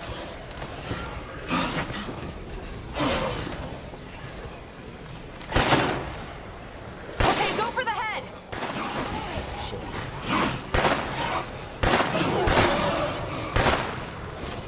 So, oh. Stay away from that hole.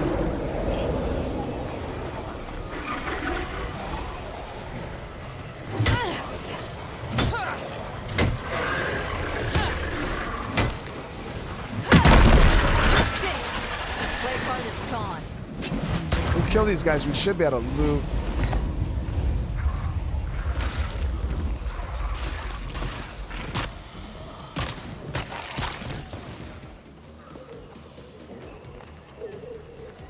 Oh wow, that bloater freaking that we blew up earlier just so the hilarious thing, guys, is when you grab zombies with no legs and you throw them, like you literally that animation is greatness, dude. And the funny thing is you can actually use it against other zombies too. Like, come here. Hey.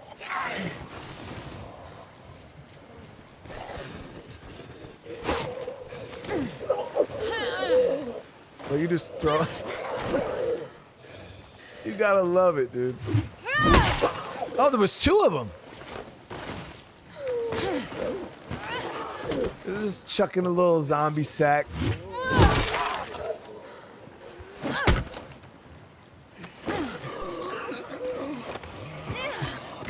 That's so disrespectful. All right, bro, we'll let you go. We survived, though.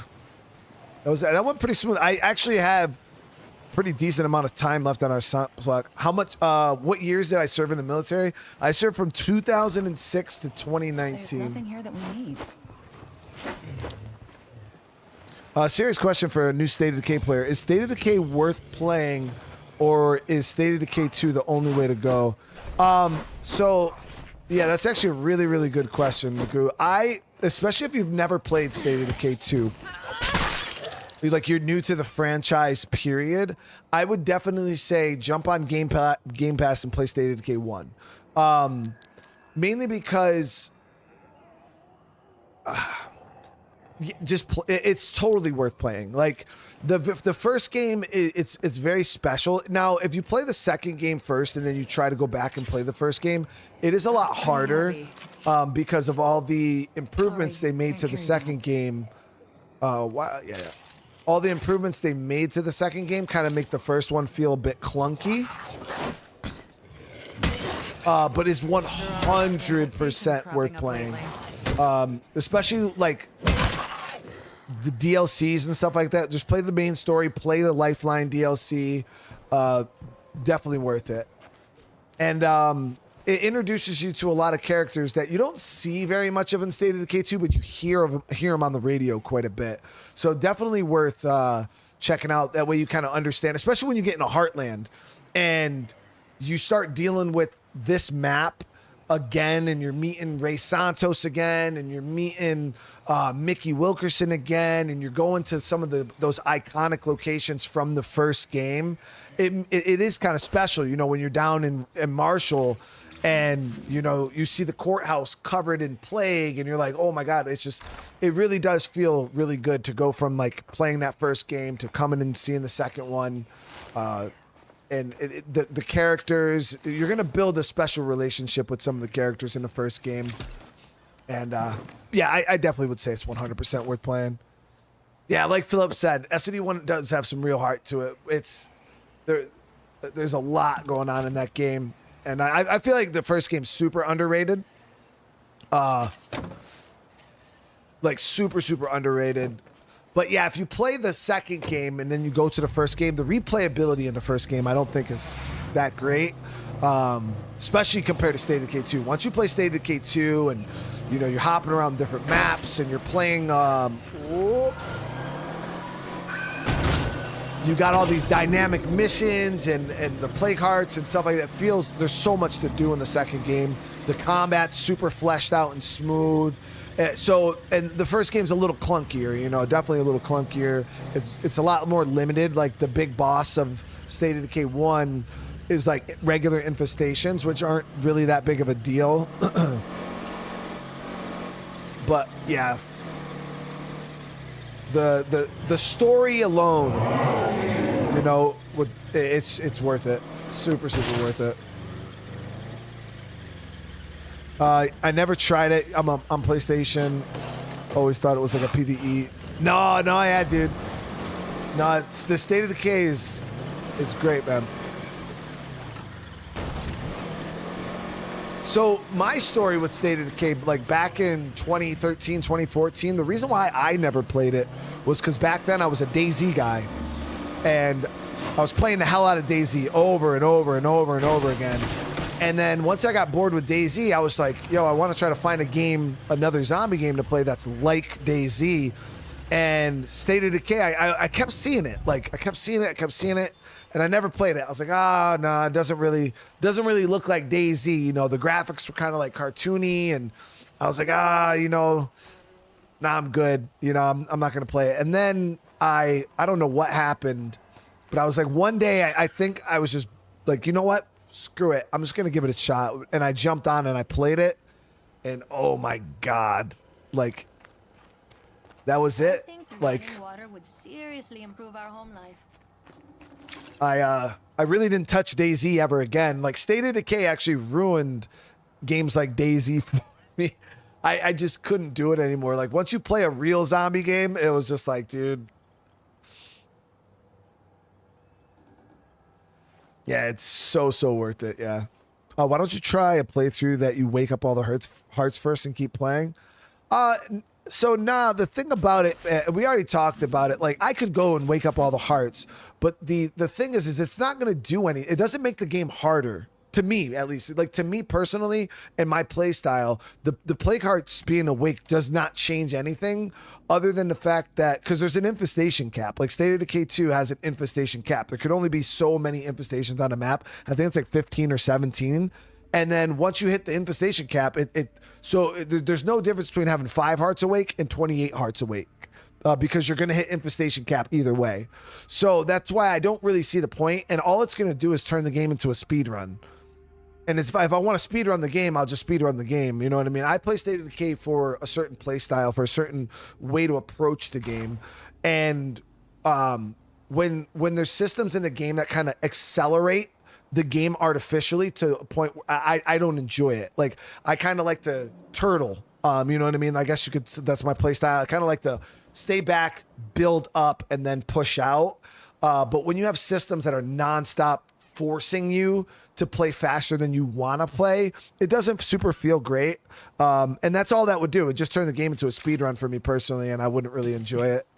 But I would be able to beat it. Like, obviously, it really wouldn't be that hard. But yeah, that's the only reason why I've never done that type of playthrough. All right, so we're gonna let her rest up. She did really good, guys. She did good. Ice did good. Infestations are way down. So yeah, those should automatically zero out. So what we're going to do, guys, is we're going to go up, claim this landmark outpost. I got to get that going. And I think all we have now is just this cluster here in Marshall that we got to worry about. We could obviously start up here. That would be pretty easy. And then we can kind of slow. Yeah, we got so many enclaves on the map. Look at this. 1, 2, 3, 4, 5, 6, 7, 8, 9, 10, 11, 12 enclaves. How? How did we even get that many? Oh, we have some kind of quest, the helping us fight the blood plague. Yeah, it's just like tons of quest enclaves. So is there a legit end game? Yeah. In State of Decay 1 and 2, there's a way to straight up, you start the game and you beat the game. And that's what I love about State of Decay in the franchise, is because a lot of survival games struggle. You got games like DayZ, for instance, 7 Days to Die, even games like Humanity, like name any zombie game other than Days Gone and State of Decay. Most of them, Project Zomboid, that's another big one. A lot of those survival games, they struggle with the end game because most of them are extremely open-ended. And it's just like, you just play the game, when it's like you stop playing the game when you're bored, pretty much. You know what I mean? You kind of just play it so you don't want to play the game anymore.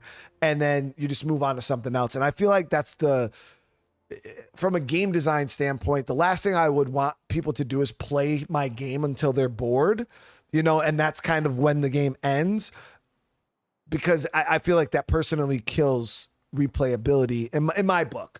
So the one thing that's always I've loved about State of Decay is it has an end goal. Like it has a game, like an end state for your playthrough. Where let's just use Project Zomboid, for example, versus State of Decay, because I feel like these are probably the two best games to compare. Both great in their own rights. Zomboid is super open, super sandbox. But the thing is end game for Zomboid is reaching self-sufficiency. Like you have food, you have shelter, and that's it. Like that's the game. Like as soon as you have enough food and shelter and ways to protect yourself, you beat the game. That's it. There's nothing else to do in Zomboid. Like you can build a base, but ultimately, like your main goal is just trying to secure that survivability. That's it.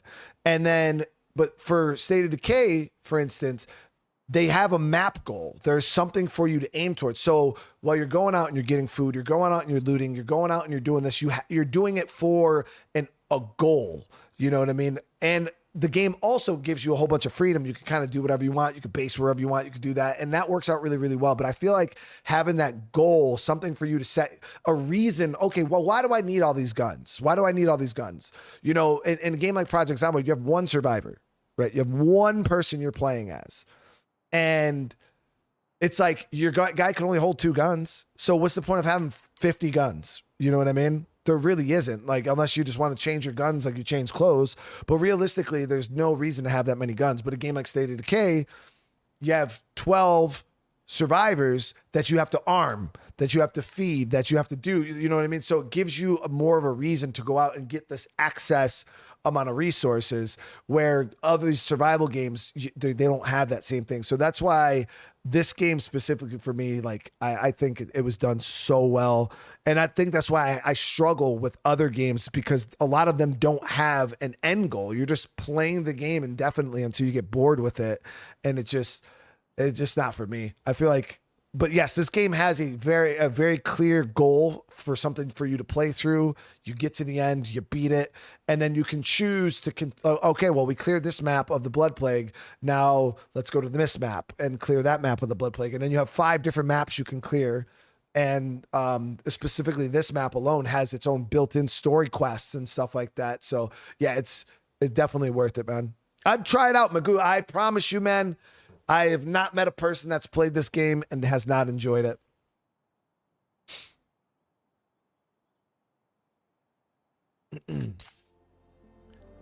Have I considered playing Don't Starve? I think I own that one. I never played it though. All right, so we'll run Prince here.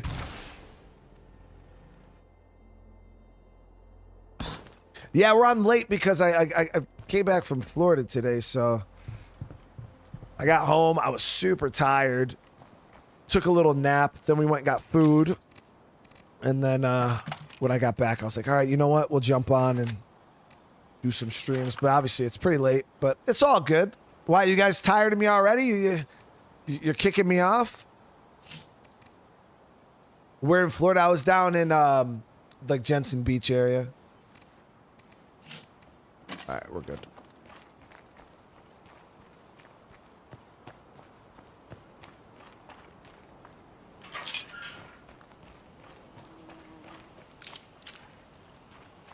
All right, so we need some fuel here. Can I talk to you? Depends on what it's all about, bro. Shit.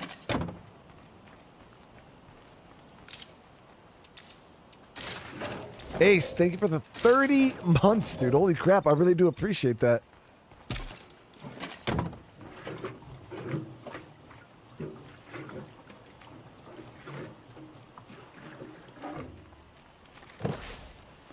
We'll hit that curveball later on. I don't really want to mess with that right now. As long as we don't get another black plague heart, right? We already had one in this playthrough.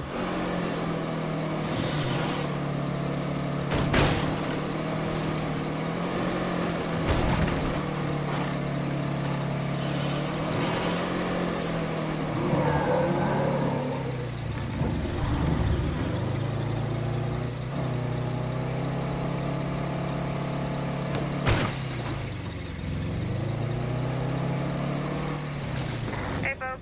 Time to give your neighbor a hand. Or two. But one of the things I struggled with was after playing so much State of Decay 2, one of the things, as you guys know, I loved about State of Decay 1 was the storyline. And initially, that was like one of my #1 things that I had. I see a blood feral. That I had on my wish list for State of Decay 3 was I wanted another full-blown storyline, you know, like that we could play through.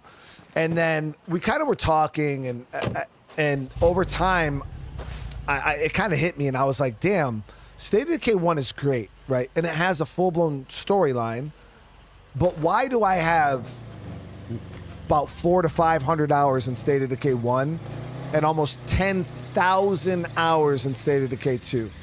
And I can't stomach to play that much State of Decay 1, even though I thought like the game was great. You know, I thought the game was phenomenal. It's iconic.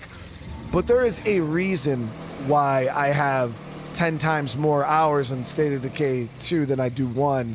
And that's because 2 does not have that storyline. You know what I mean? 2 is more focused on the dynamic sandbox that changes, and you know, every playthrough can feel a bit different and stuff like that. And there's a lot more replayability in the second game than the first game. So then I started thinking, like, damn, if they put a storyline in 3 like 1 had, would it kill the replayability? Like, you know, would it feel as replayable as 2, or would it feel a lot more like the first game? So then I started getting nervous. And I'm like, fuck, I don't know if I really want that anymore. So I kind of backstepped on wanting like hardcore story in State of Decay 3 because I didn't want it. It does get a little old when you load into a game and you're playing the same story over and over and over and over and over again. You know what I mean? It does kind of start to weigh on you. And it kills the dynamic feel of the game when you can just sit there and predict, oh yeah, well, I'm gonna have to go do this mission, and then these people are gonna show up, and then, you know, it takes that unpredictable nature of State of Decay completely out of the equation.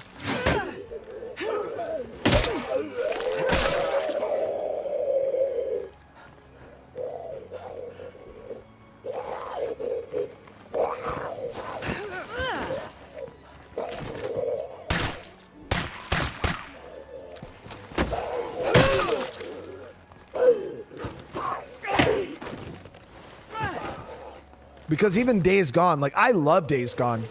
I think Days Gone is probably one of the greatest zombie games ever made when it comes to like a story game. The story's fire. But again, I've only played Days Gone like 3-4 times, and it's not a game that can just be replayed over and over and over again because it's just not worth searching in here. It's just, yeah, I don't know. It's not super replayable. I'm finished here. The new outpost looks good. It's a game I could play like once every 2-3 years, you know, do a playthrough of it and then keep it moving. But we'll grab that repair kit.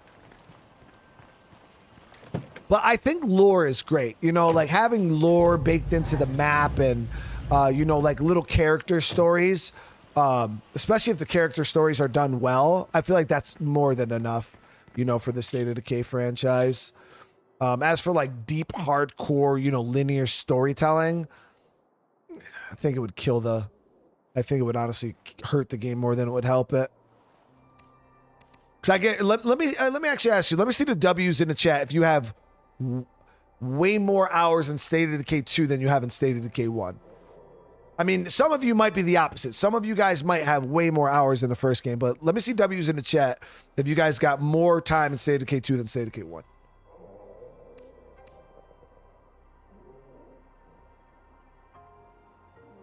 And for a lot of you guys, it's probably not even close, right?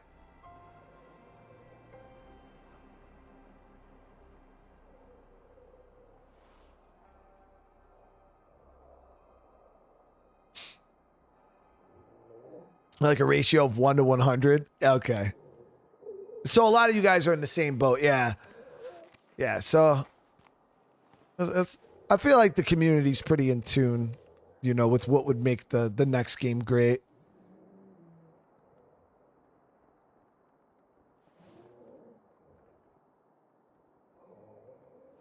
Yeah. So, but that's kind of where my mind was, you know, over time, you know, you think, yeah, I don't know. It's just one of those things. You think that you want something, and then when you're kind of looking into it, you're like, oh, maybe I didn't really want that.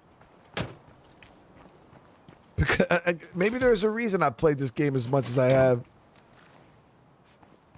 All right, so we're good now, guys. We got this done up here. That's all set.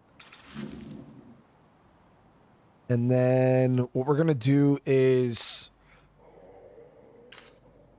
what the hell, man? These groups constantly asking me for shit. So they want plague samples. We can do that. Right there. Thanks. Don't die on the way over, okay?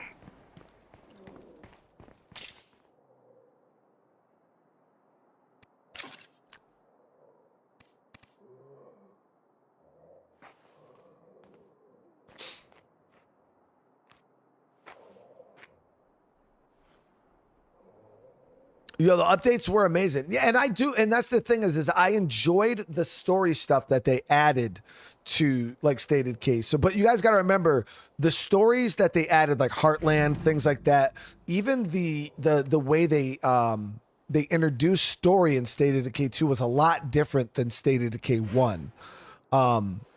Now, it was more, you know, linear. You play Heartland, it is the same mission beats over and over and over again, the same characters. But there was a little bit of like a freedom of how you approach those missions. But yeah, I definitely agree. Like getting those little story beats is nice. But I'm talking about a full-blown linear storyline, like based off the entire game, like the whole core focus of the game is around a linear story. I don't think would be a good thing personally. But now, like, yeah, say there was, you know, mission arcs or something like that in State of Decay, like State of Decay 3 that were focused on characters or enclaves and stuff like that, I still think would be phenomenal.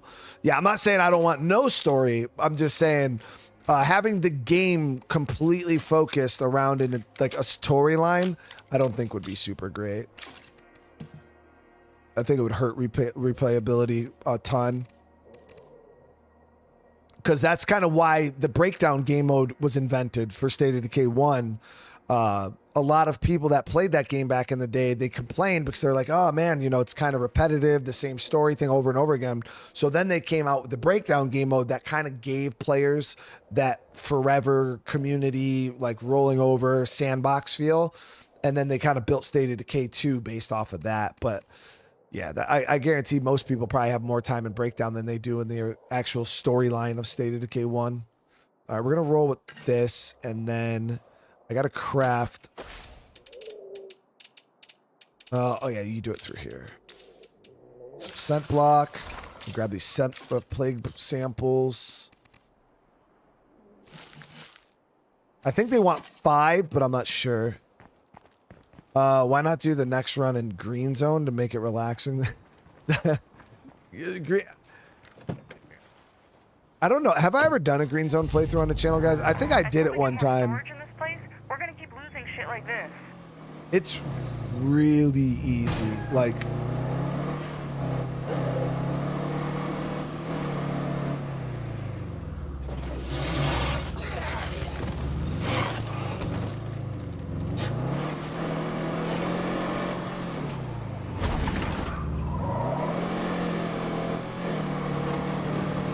Like, that's the problem with the easier difficulties for me, at least, is like, you go out, you spend an hour looting, and then you never have to loot again for the rest of the playthrough.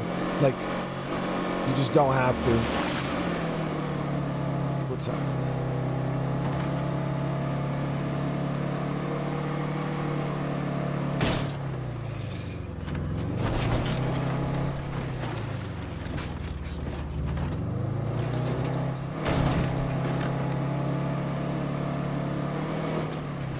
Gotta stay alert. Too many plague zombies around.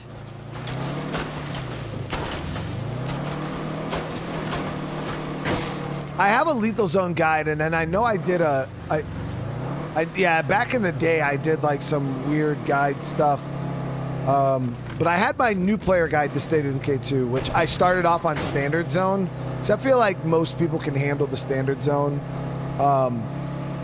You know, green zone is there for a reason, obviously. Don't be scared to use it or play it.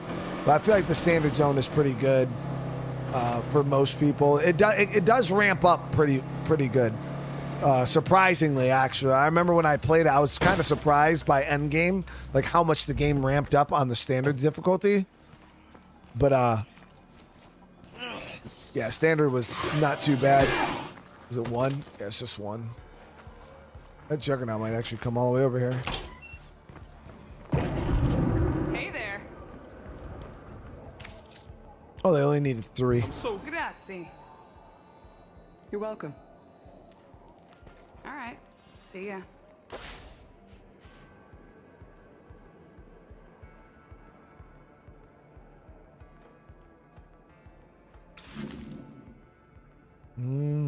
So I do want to do these Mickey Wilkerson quests.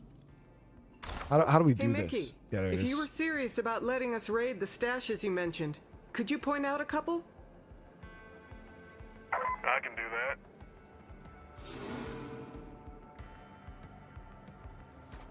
State of Decay 3 weather. I mean, I can't confirm nor deny, but I mean, there has been evidence of there being weather in State of Decay 3 from some of the concept art, and if you really sit there and inspect some of the trailers, like the one trailer there had some RTX rain puddles on the ground as the car was driving by, so it looked like could have been some rain that came through, or it could just be some water on the ground, who knows. But there has been evidence of there potentially being some type of weather in State of Decay 3, but I'm not one that can confirm nor deny that.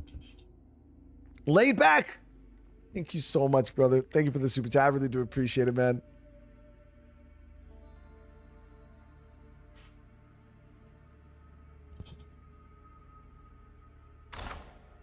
Now, the real question would be, will State of Decay 3 have a green zone? That's what we need to be asking, chat. Those are the questions that need to be asked. All right, we should be good with this.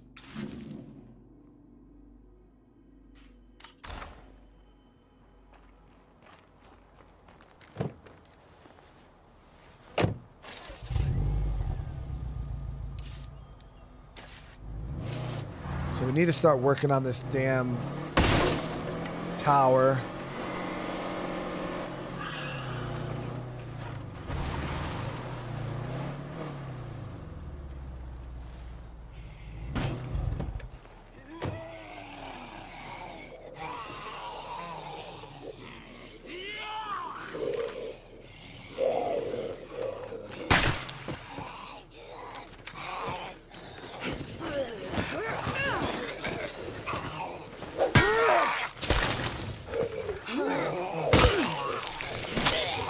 finish this. Nice kind of wits.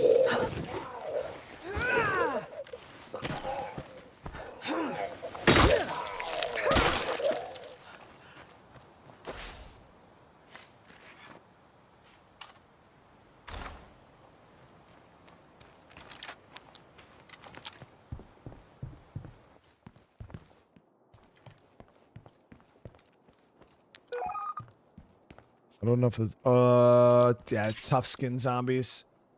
So here we got the 45 elite. No excuses. We should have seen that coming and stopped it. Got a metal bat. Grenades. Not bad, not bad, not bad. A feral and a juggernaut hybrid would be dope. Why the fuck would we ever want something like that?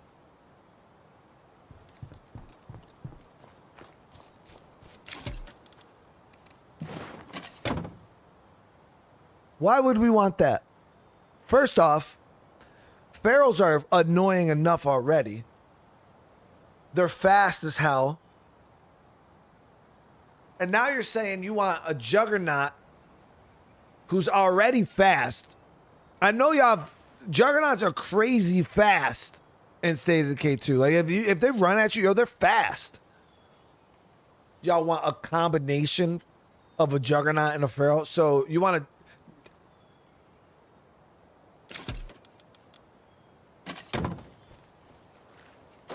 That sounds crazy, bro. That sounds crazy.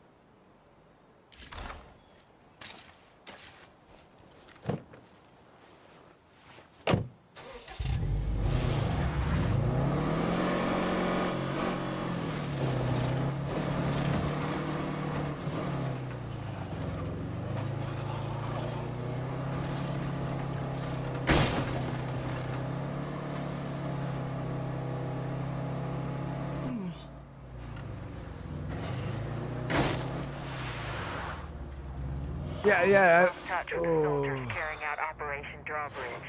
I'm desperately hoping that someone out there can provide information on my missing troops. I'm your Huckleberry. Yep. Who is this?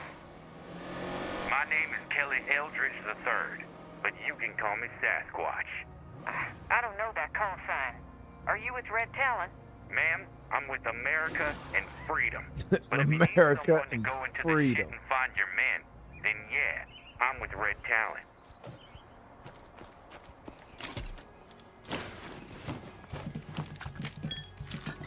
No, I tried thinking. So that's one of the things I was actually trying to like figure out myself. Like, zombie freaks. You know, obviously you don't want the State of Decay's freaks have always, in my opinion, been pretty grounded, and you know they don't feel like quirky and weird and you know out of place. Like they feel good. You know what I mean? They feel like they're grounded in some form of reality, right? So I was always sitting there thinking, like, what would another zombie freak look like? Like, where would we name another freak, guys? That's not just a combination freak. Because yeah, I could say, oh well, yeah, you know, let's just do a juggernaut mixed with a feral, make it really big, like an actual like new freak. What would that look like to you guys? Because my only thing I was thinking was some type of nighttime only zombie that came out at night and was kind of like a stalker zombie. Like it had like, if you were over here, it wouldn't come right at you. Like it would kind of have an AI where it would hide and like try to slowly come up and like pounce on you or something like that, and only does it at night. That would be the only like different type of zombie I could really think of. But like, what would you guys think? See, anything flying, I feel like that immediately breaks immersion for me.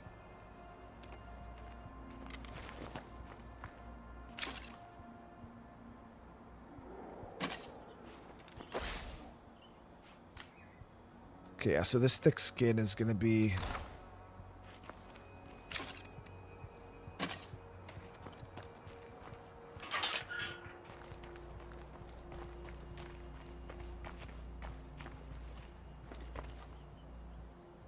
So a zombie that gets you from the back. Yeah.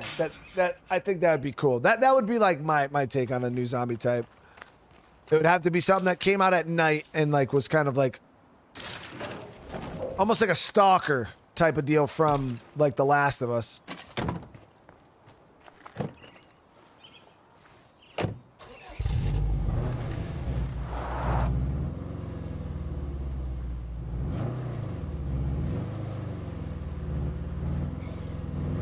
Yeah, you're right, Pat.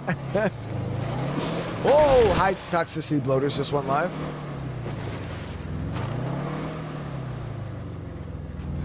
Bloaters that spit the gooey would be scary. What the fuck is the gooey, bro?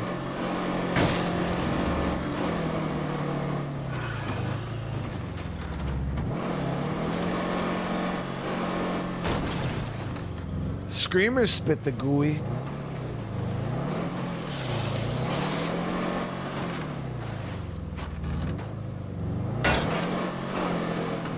I remember when they first introduced the screamer spit, dude, that shit hit so hard. So obviously you guys know I beta tested Lethal Zone before it went live. So we were kind of like, it was in the tuning phases. And man, that shit was crazy. Like the screamers, when they would spit on you, it literally killed you in one hit. Insta kill. Like there was nothing you could do to stop it. And I know some of us actually liked it because it made the screamers feel super dangerous when you got close to them. But yeah, it was bad. Like they were one-shotting us through the car. Yeah, dude, the screamers were OP as fuck. Same thing with bloaters. The bloaters were super OP. They're still pretty strong, but they would one-shot you. Yeah, and the original. Take a look at what I just delivered. But yeah, the screamer spit was so powerful. Yeah, you had to stay away from them completely.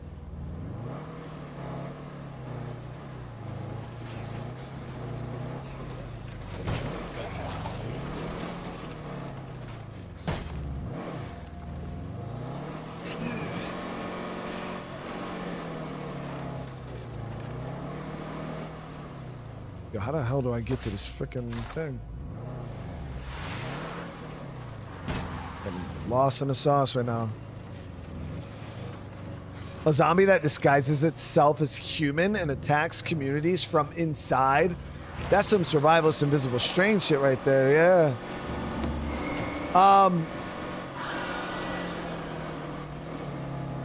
I can't say that wouldn't be cool, because that does sound pretty cool. In the Invisible Strain, it was pretty cool, yeah. White Strain zombies were annoying as hell too, because as soon as you killed them, they went and they would transform into like super OP, super infected zombies. Yo, how the hell did we get up this? Do I just... Chat, I don't know where the fuck I am right now, dude.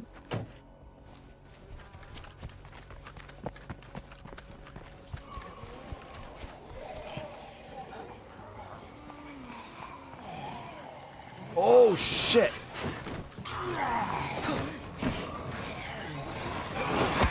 Whoa.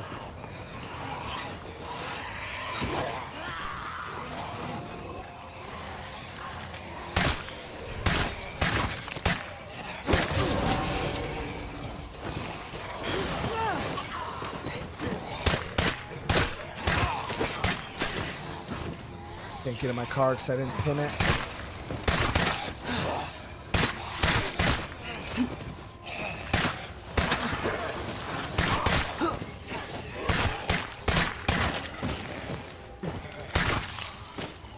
Lot of ammo left, we're good.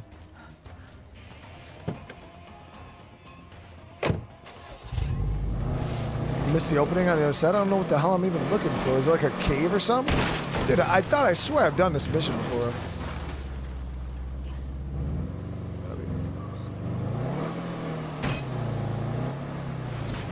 Oh, there it is. I see it now.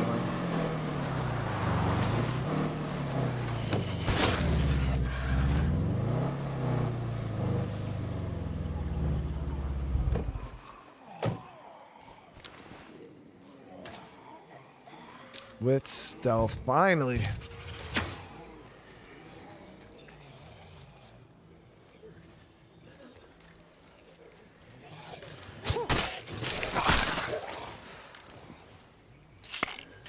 I need a breather.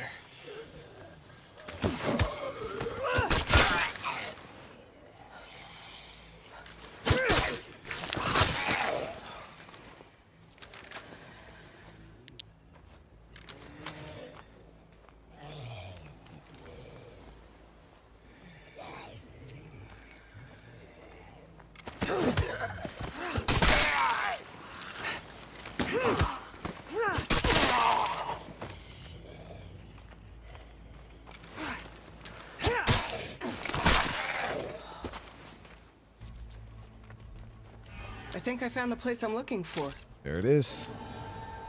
So we got another one of the fake AKs and some of the Wilkerson Special Reserves.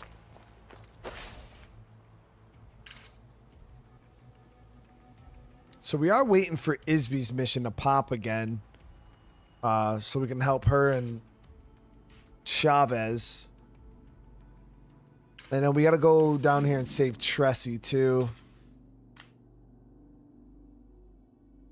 The fake AK is pretty good. The only problem with 22s in State of Decay is they break really easy.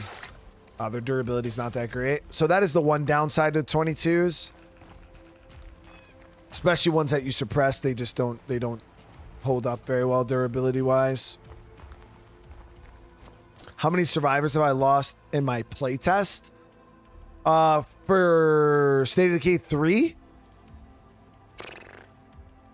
Shit. A lot, dude.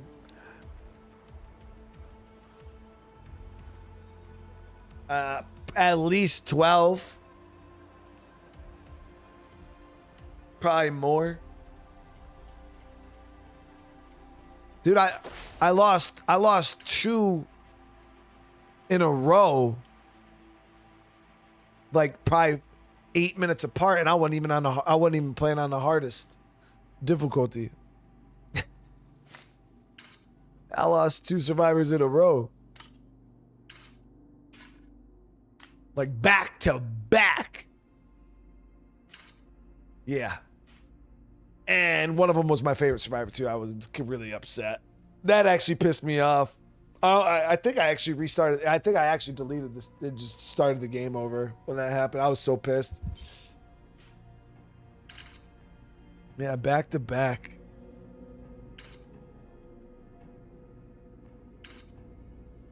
That's the one thing that I've learned playing, testing the new game is my, and I think it's going to be a big wake up call for a lot of you guys too. Is I do, when you play so much State of Decay, you kind of, I guess you could say like arrogance almost, like I don't even know if you can call it, or overconfidence, because that's how I approached State of Decay 3. I was like, oh, I'm super good at State of Decay 2. I'm fucking fine. I got it. And then it didn't take long for that game to just smack me right in my fucking mouth. And I'm like, oh okay. Yeah.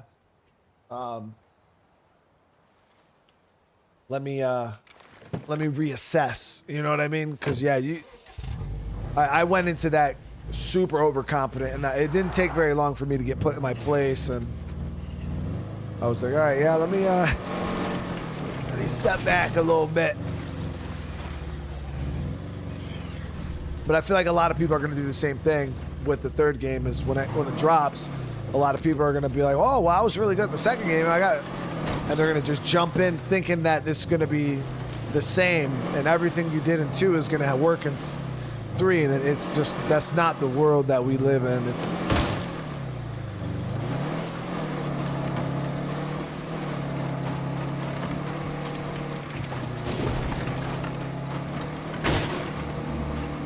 you got to make sure you're careful, because you will fucking die.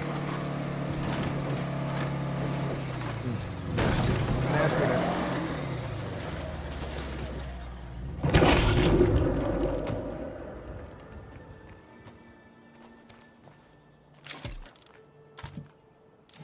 Oh, this is the family photo. So I think if... Why didn't we...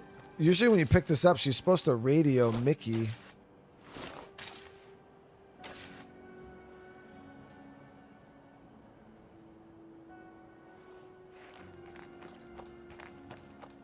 And then you like go meet him at the bar. That's weird. That shit didn't pop.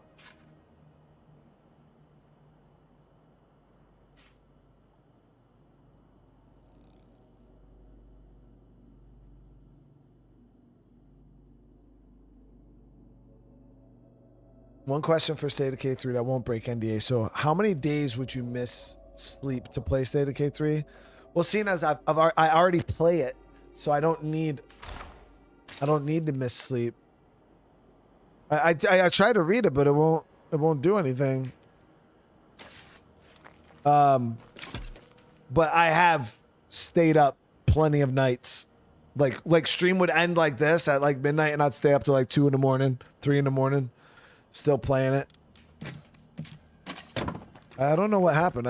So I grabbed that photo. Generally, it's supposed to trigger like. As long as even one of those damn plague hearts is left, I won't sleep well at night.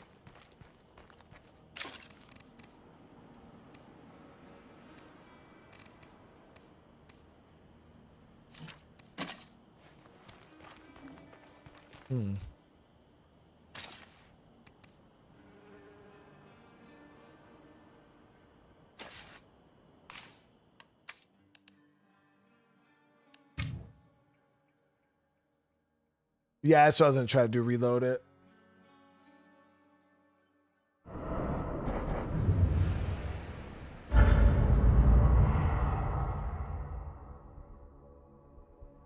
Oh, is radio silence preventing it? Huck, that's a... I don't know. No, because we've gotten all the other missions. Yeah, we've gotten radio from all the other missions, so I don't see why it would. Hey, if you're listening and feeling helpful, could you swing by? See, now it's gone, not in my inventory anymore.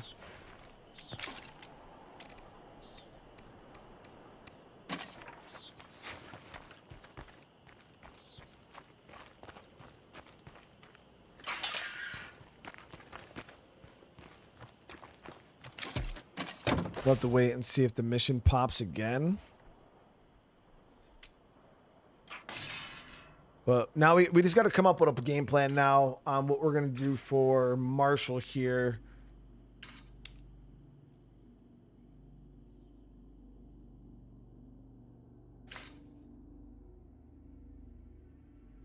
State of Decay 3's got to keep the fun hitting the zombies with the car door outpost in front. So listen, guys, like the car door thing for State of Decay, obviously I can't confirm nor deny whether that's in the third game, but that's pretty iconic to the franchise. Like, could we say it's a State of Decay game if you couldn't open the door and smack a zombie? Oh, great. Another free. That was kind of like, that was like State of Decay's thing. You know what I mean? Like early on, like that was kind of like, it's like you, when you think of State of Decay, you think of fucking opening the door and smacking.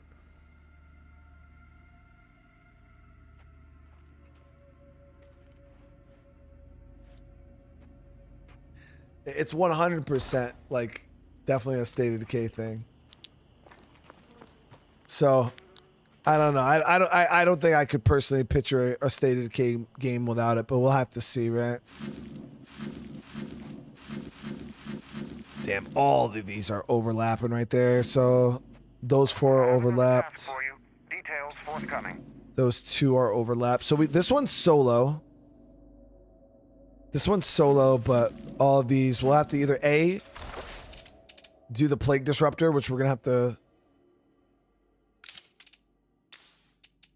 60 parts. That's not bad because yeah, we got computers now, so that's way cheaper.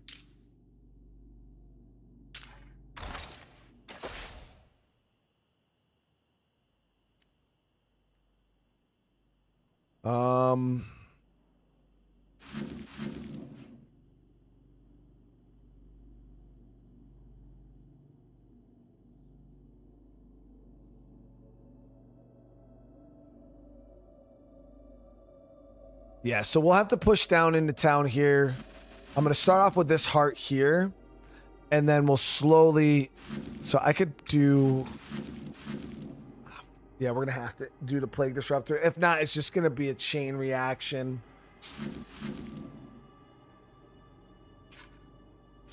And I want to do Tresses, but I can't do Tresses until we clear out... So it's we could do one of two things. We could clear this. Yeah, I think we'll clear this and we'll start from this side of town and push this way. That way we can clear out these hearts and just kind of leave this back corner here. That way we can unlock Tressy's missions and get that going, because you got to go back through the gauntlet and shit we're here. And there's no way we could do that with Plague Hearts here, because we're just going to wake the hearts up anyways. So might as well start from here. I could probably do 3 of these hearts in 1 cent block realistically.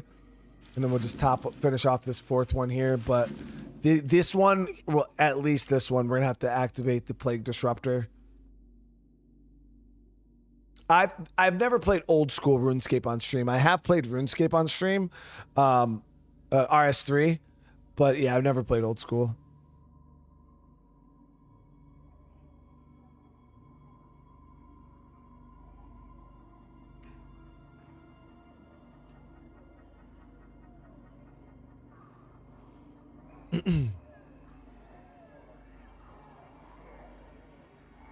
Yeah, that mission with Tressie for the gauntlet, it's a tough one. You got to make sure you're equipped for that. Yeah, and there's nothing about the mission that even warns you or tells you how dangerous it's gonna be. Got a horde coming. But all right, guys, we're gonna end this one here tonight. We're gonna end this here tonight. It is 12:45. I gotta get some sleep. But we'll be back tomorrow. We'll be doing some interesting stuff tomorrow. So people have been asking me to play Lego Batman, guys. Yeah. So I'm going to play Lego Batman. I already bought it. It was like fucking $70. We're probably never going to get that money back, but it is what it is. We're going to play this Lego Batman game tomorrow. And we'll see how that goes. And then we're also going to be playing Zelda tomorrow. I've played a ton of Ready or Not on the channel, Twisted.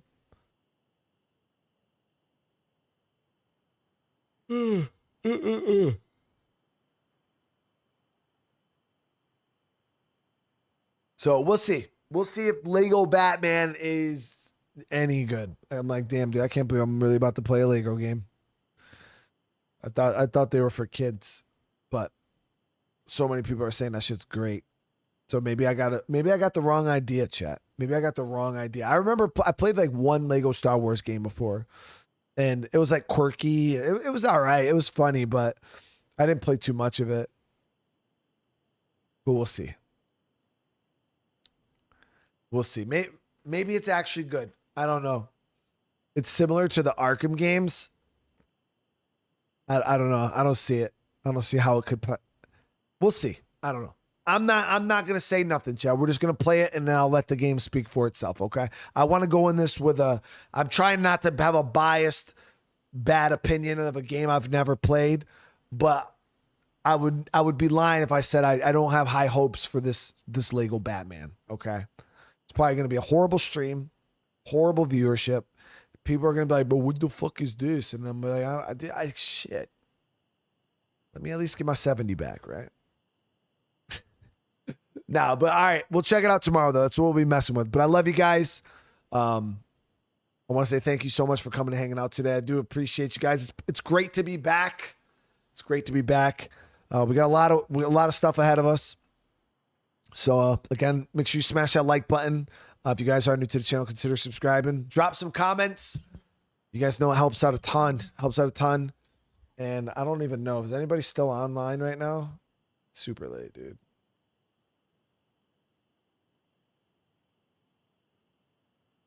Calvin's online. All right, I'm right over to Calvin. All right, love you guys. I'll see you guys in the next one. Peace.